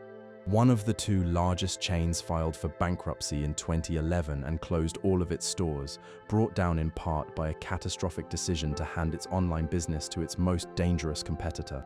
The other chain survived, but only barely, enduring years of falling sales, management turmoil, and store closures before being bought by a new owner in 2019. That new owner made a surprising choice. He hired a British bookseller known for reviving a struggling chain in the United Kingdom and gave him an approach that seemed old-fashioned in the age of algorithms. Individual store managers were given the authority to choose their own inventory based on local tastes and interests, rather than stocking every store with the same centrally chosen titles. The result was something that felt more like a collection of independent bookshops than a chain, and each store began to develop its own personality, its own relationship with the readers in its neighborhood. By 2022, new stores were opening for the first time in years. Meanwhile, independent bookshops staged a comeback that few had expected. After decades of decline, the number of independent bookstores in the United States began growing again in the mid-2010s, and by the early 2020s, the independent bookshop was experiencing a genuine revival. New shops opened everywhere, some catering to specific communities, others offering carefully chosen selections and community events that no online retailer could replicate. The bookshop, it turned out, offered something that algorithms could not: the pleasure of wandering into an unfamiliar section and discovering a book you did not know you wanted, the quiet joy of serendipity. The original Shakespeare and Company in Paris closed in 1941 after its owner refused to hand over her last copy of a particular novel to a Nazi officer. She spent 6 months in an internment camp. After the war, she never reopened. But in 1951, another American opened a bookshop near Notre Dame Cathedral. He offered free beds to aspiring writers, asking only that they work in the shop for a couple of hours, read a book each day, and write a single page about themselves. Over 60 years, an estimated 30,000 people slept among the shelves. The shop, passed down to the founder's daughter, continues to operate today, a living reminder that a bookshop is not just a place where books are sold, but a place of community, hospitality, and love. And as bookshops adapted to the modern world, the books themselves were about to undergo the most radical transformation since Gutenberg, a leap from the physical page to the digital screen. On the 4th of July, 1971, a student at the University of Illinois was given access to a large computer at the university's research laboratory. The account came with a generous amount of computer time, and the student, who was 24 years old, decided to use it for something that seemed, at the time, rather unusual. He sat down at the terminal and typed in the text of the Declaration of Independence. He then tried to send it to the other users on the early network that would eventually become the internet. The file was too large to send, so instead he posted a notice telling people where they could find it and download it themselves. 6 people did so, and that was all. It was the first electronic book in history, and it was the beginning of something called Project Gutenberg, an initiative that would, over the following decades, pioneer the digitization of the world's literature. The student's vision was simple and bold. He believed that the greatest value of computers was not in computing, but in storing and sharing the contents of books. If the texts of the world's great works could be made available through computer networks, anyone with access to a machine could read anything ever written for free. He spent the rest of his life working toward this goal, and by the time of his death in 2011, the project had digitized over 33,000 books, freely available to millions of readers in 60 languages. For most of the 1970s, 80s, and 90s, however, electronic books remained an obscurity, known mainly to computer enthusiasts and largely invisible to the general public. The technology was simply not ready. Early attempts at dedicated reading devices in the late 1990s were expensive, heavy, and offered a reading experience that most book lovers found unpleasant. The screens were backlit like computer monitors, making them tiring to read for any length of time. The battery life was poor. The selection of available titles was tiny. The devices sold badly and disappeared quickly. The breakthrough came from two directions at once. The first was a new kind of screen technology developed at a famous university laboratory in the 1990s. Unlike the backlit screens used in computers, this new technology reflected light the way real paper does, making it easy to read even in bright sunlight and far less tiring on the eyes. A device using this screen was released in 2006, and it showed for the first time that electronic reading could actually be a pleasant experience. But the device that truly changed everything arrived a year later. In November of 2007, a major online retailer launched its own reading device, and its success was not really about the hardware, though the screen was excellent. It was about the system behind it. The company had spent years building the world's largest online bookstore, and when it launched its reader, it offered instant access to 90,000 titles, each priced at $9.99 or less, downloadable directly to the device through a built-in wireless connection. No computer was needed, and there was no complicated setup to worry about. You pressed a button, and the book appeared. The device sold out within 5.5 hours of its launch and remained out of stock for months. The impact on the publishing world was immediate. Before this device appeared, electronic books accounted for less than 1% of the American book market. Within 5 years, they had reached roughly 20%. Some observers predicted that digital books would do to the physical book what digital music had done to the compact disc, replacing it entirely within a decade. The publishing industry entered a period of deep anxiety, unlike anything it had experienced since the invention of the printing press. The anxiety was not without reason. The pricing pressure created by inexpensive digital books threatened the entire business model of traditional publishing. If readers came to expect that all books should cost less than $10, how could publishers justify the higher prices of hardcover and paperback editions that were essential to their survival? The conflict between the largest online retailer and the major publishers over pricing escalated into a full-scale battle, with publishers attempting to force higher prices and the government eventually stepping in with a lawsuit. The episode showed just how much power a single technology company had accumulated over the world of books. A tablet computer launched in 2010 added another layer to the story. It was not a dedicated reading device, but a machine that could display books, magazines, websites, videos, and games. It offered a colorful reading experience more visually rich than any reading device before it. But it also raised a troubling question. On a device that could do everything, why would anyone choose to do nothing but read? The problem of distraction, the tendency of a multi-purpose device to pull readers away from focused engagement with a text, became a real concern for educators and anyone who cared about sustained reading. A massive digitization project launched in 2004 attempted to scan and catalog millions of books from major research libraries, making their content searchable online. The project was immediately controversial. Publishers and authors argued that scanning their books without permission violated their rights, and a legal battle wound through the courts for over a decade.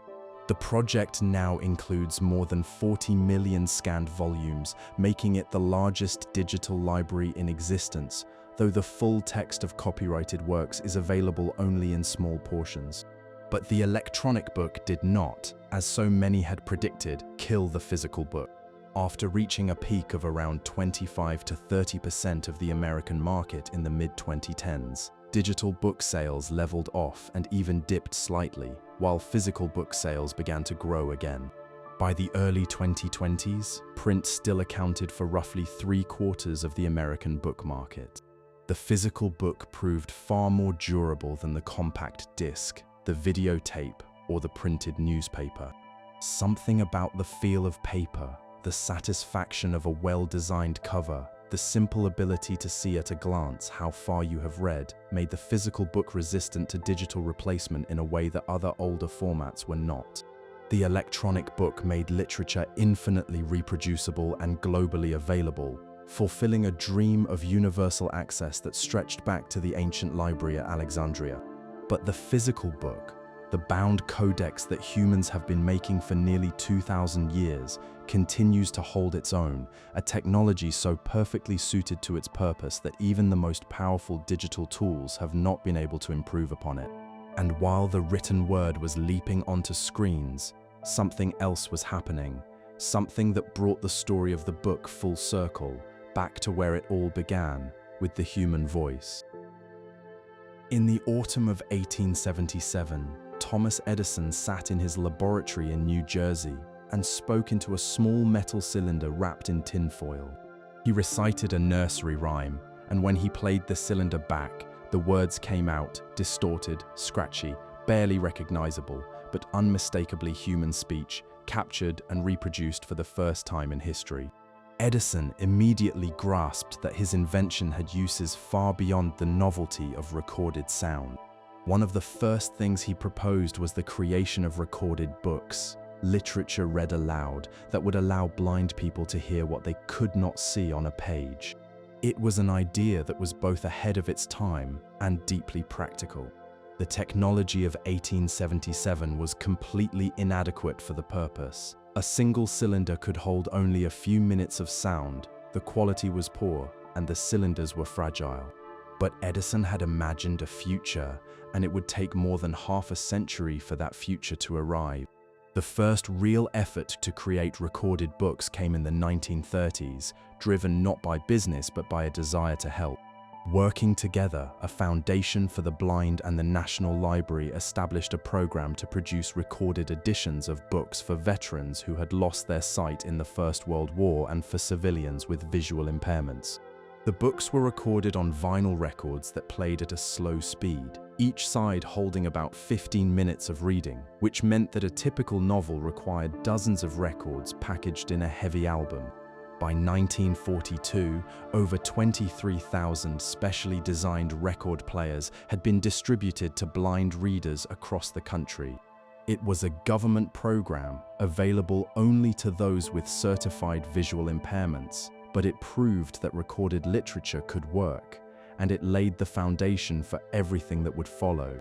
The commercial audiobook began modestly in the 1950s. A record label released a recording of a Welsh poet reading one of his most beloved pieces, and the record sold well enough to encourage more literary recordings, poetry and drama and short fiction performed by their authors or by professional actors. These were not audiobooks in the modern sense. They were short enough to fit on a single record and were marketed to a small audience of literary enthusiasts. The idea of recording an entire novel, a project requiring hours of studio time and stacks of records, seemed commercially impossible. The technology that changed everything was the compact cassette, introduced in 1963. Cassette tapes were cheap, portable, and could be played in automobiles. That last detail mattered enormously. The combination of the cassette and the car stereo created an entirely new kind of reader, the commuter who spent hours each week behind the wheel and who could now absorb a book while driving. The audiobook industry began to grow in the 1970s and 80s, driven by companies that produced unabridged recordings of popular novels on cassette and sold them mainly through rental programs. Imagine that. Picking up a box of cassette tapes from a rental shop the way you might rent a film, taking them on a long road trip and listening to a story unfold mile after mile. The shift from cassette to compact disc in the 1990s improved the sound but did not fundamentally change the experience. What did change everything was the arrival of digital audio. A company founded in 1995 envisioned a platform for spoken word content delivered through digital devices. In 1997, it launched the first mass-market digital player designed specifically for audiobooks, a chunky device that could hold a few hours of sound in its memory. The device was ahead of its time and did not sell well. But when a certain small white music player arrived in 2001 and the audiobook company struck a deal to put its content into the matching music store, everything changed. The digital audiobook suddenly had a delivery system that was elegant, portable, and already in the pockets of millions of people. A major online retailer acquired the audiobook company in 2008, and the deal proved to be one of the most important in the history of publishing. The new owner invested heavily in original recordings, well-known narrators, and a feature that allowed readers to switch seamlessly between reading a book on a screen and listening to it through earphones, recognizing that reading and listening were not competing activities, but two ways of experiencing the same story. The audiobook market has been the fastest-growing part of the publishing industry for over a decade now.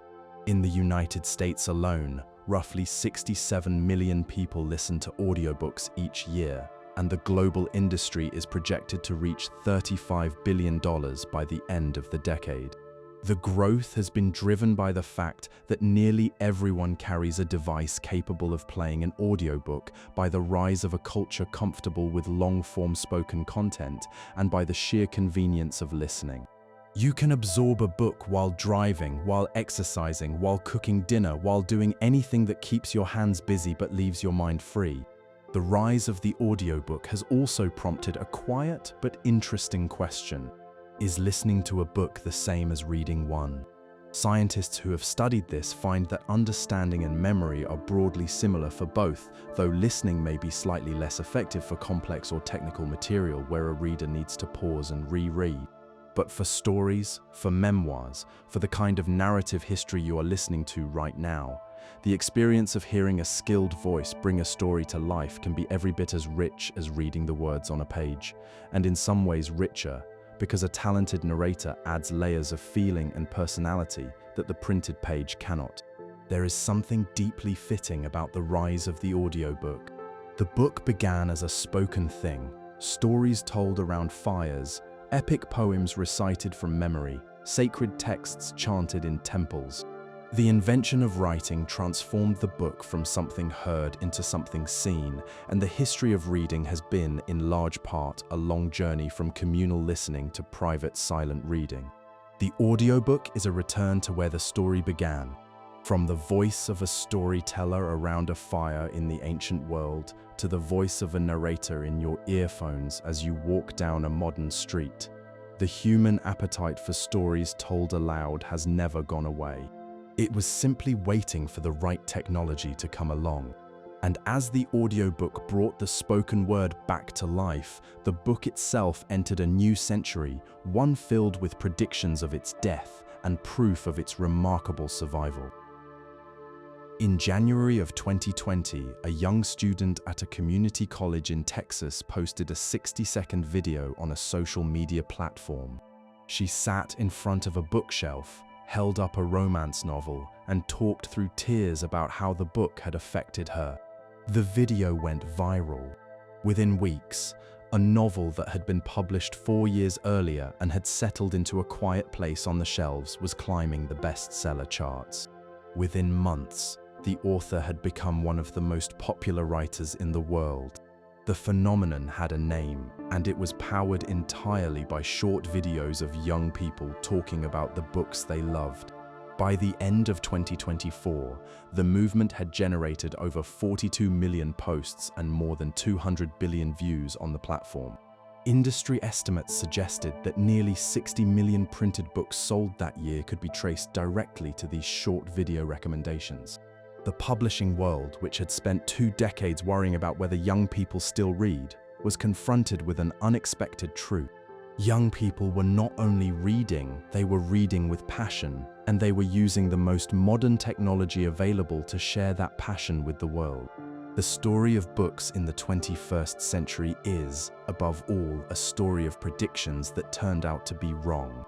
When electronic reading devices appeared and digital book sales surged, many smart people predicted the imminent death of the physical book. The founder of a major technology laboratory declared in 2010 that the printed book would be dead within 5 years. He was not alone. Dozens of commentators argued that the shift from physical to digital books would follow the same path as music and video, from records and tapes to streaming, from physical to invisible. They were quite simply wrong. After reaching a peak around 2014, digital book sales leveled off and even dipped slightly, while printed book sales began to grow again. By the early 2020s, print accounted for roughly 3/4 of the American book market, and the total number of physical books sold each year was higher than it had been a decade earlier. The printed book, it turned out, was not going the way of the compact disc. Something about the experience of holding a physical book, the feel of paper between your fingers, the satisfaction of seeing your progress as pages turn, the simple pleasure of placing a finished book on a shelf made it resistant to digital replacement in a way that other older formats were not.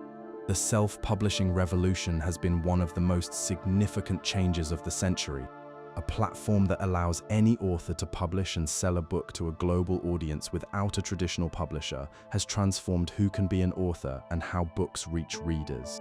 In the year the platform launched, fewer than 4,000 self-published titles appeared. Just over a decade later, that number had risen to more than 1.5 million per year. The platform now pays out hundreds of millions of dollars annually to over 1 million authors, and self-published titles account for roughly 1/3 of all digital book sales in English-speaking markets. Writers who would never have found a traditional publisher, writers in niche subjects, writers from communities underrepresented in mainstream publishing now have a direct path to readers.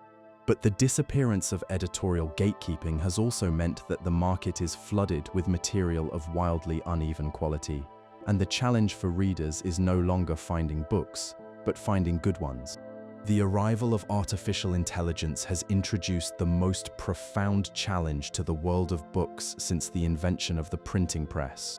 Computer programs that can generate text have flooded self-publishing platforms with machine-written books, and publishers have had to remove thousands of suspected automated titles from their catalogs. The question of whether a machine can write a book genuinely worth reading remains open at the time of this telling. What is beyond question is that these tools have disrupted the economics of writing itself.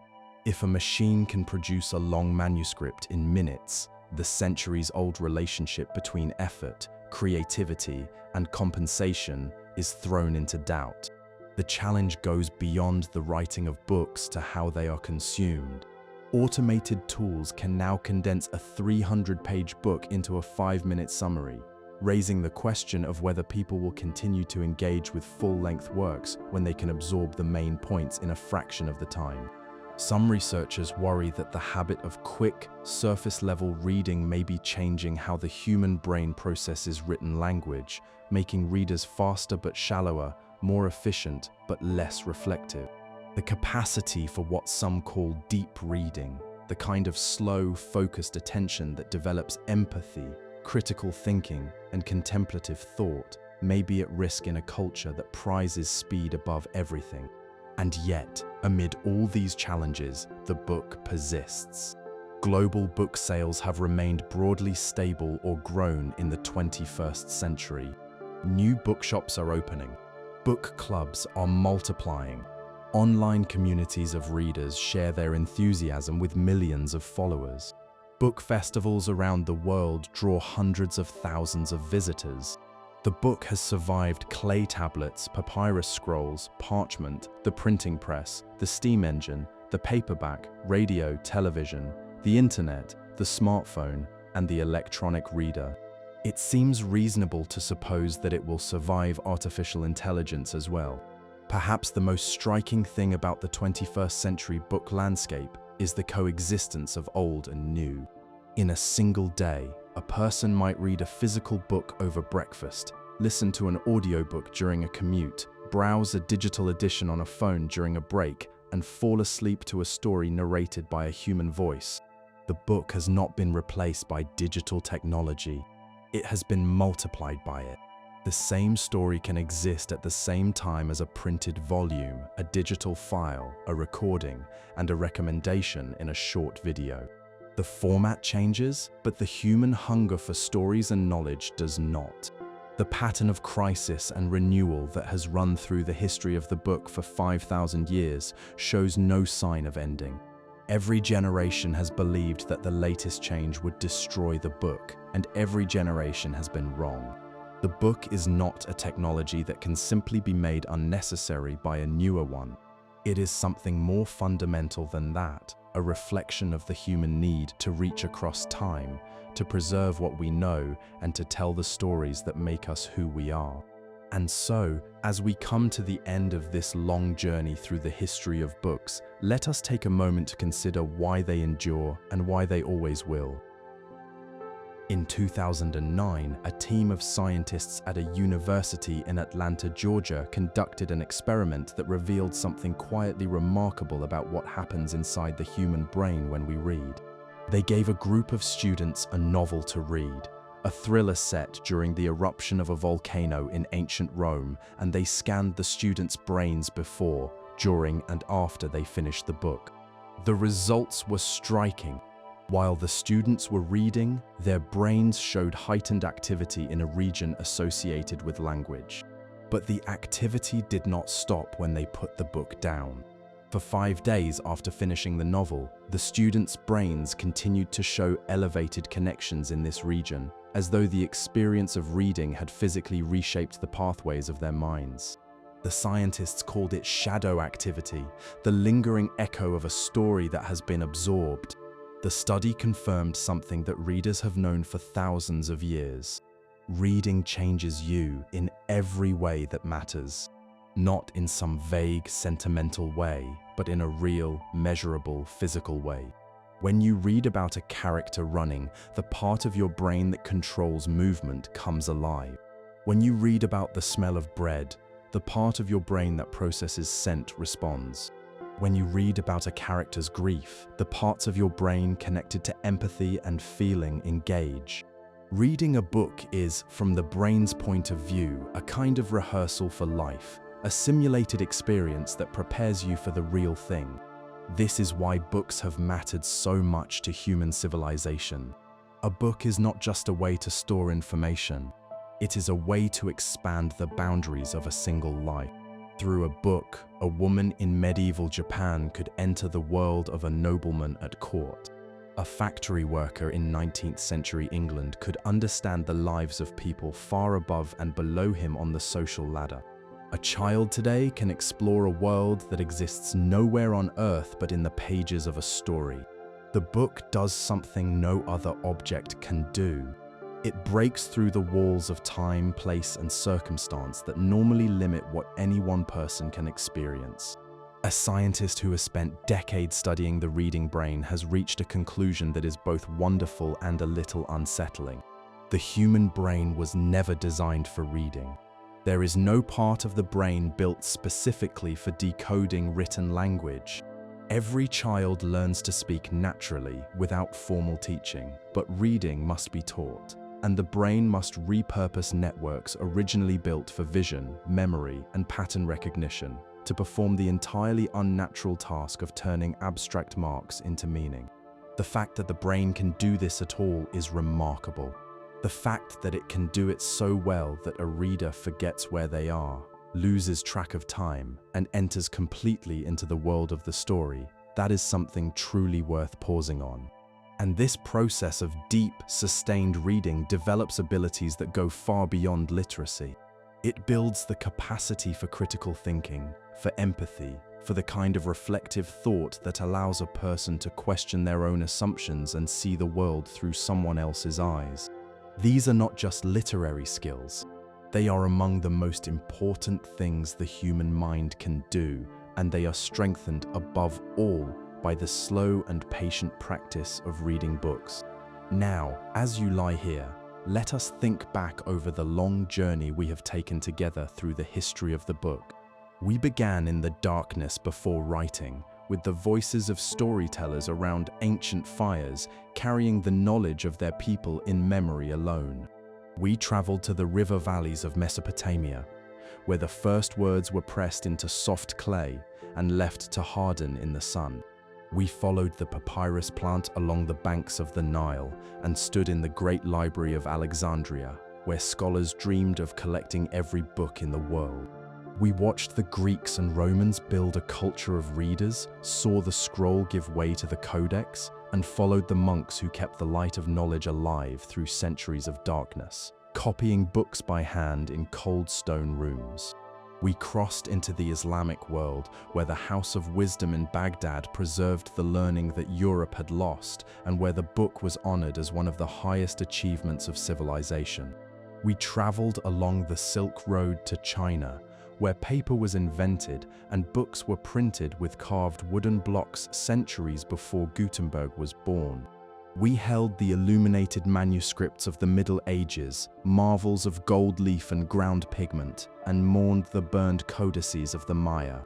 We stood in Gutenberg's workshop and watched the first printed pages come off the press, and we followed the explosion of books that swept across Europe in the decades that followed. We read Martin Luther's pamphlets and felt the power of the printed word to change the course of history. We watched books burn on bonfires lit by tyrants, and we saw novels rise as a new way of understanding the human heart. We walked into the first public libraries, where anyone could borrow a book for free. We heard the roar of the steam press and felt the world of the book transform from a craft into an industry. We read penny dreadfuls on the streets of Victorian London and dime novels in the camps of the Civil War. We held the sacred books, the Bible, the Quran, the Torah, each one a bridge between the human and the divine. We listened to the voices of women who wrote in secret, and we traced the long fight for the right to read. We watched the idea of copyright take shape, and we held the first Penguin paperback, small enough for a pocket, cheap enough for anyone.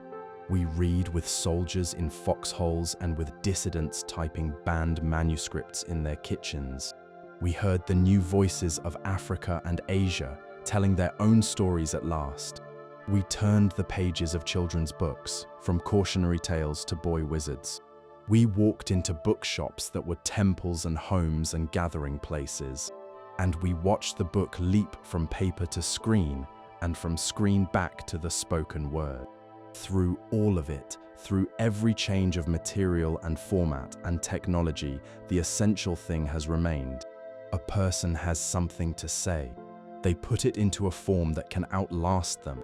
And someone, perhaps centuries later, perhaps a world away, picks it up and understands. That is what the book is. It is a conversation between the living and the dead, a bridge between one mind and another, a way of saying, I was here, and this is what I wanted you to know. And that is the story of the book, all 5,000 years of it. It is the story of clay and papyrus and parchment and paper and ink and light. It is the story of monks and scribes and printers and publishers and readers. It is, above all, the story of the human need to reach beyond the limits of a single life and touch another mind across the distance of time. The book is not dying. The book will endure as it has endured for thousands of years because the need it serves is as deep as anything in us. And now, if your eyes are growing heavy, let them close. You have traveled a very long way tonight, through libraries and workshops and battlefields and quiet rooms where someone sat writing by candlelight. Let the story settle around you like a blanket. The books will be there in the morning, as they have always been, patient and waiting, holding their words until you are ready to open them again. Good night and rest well.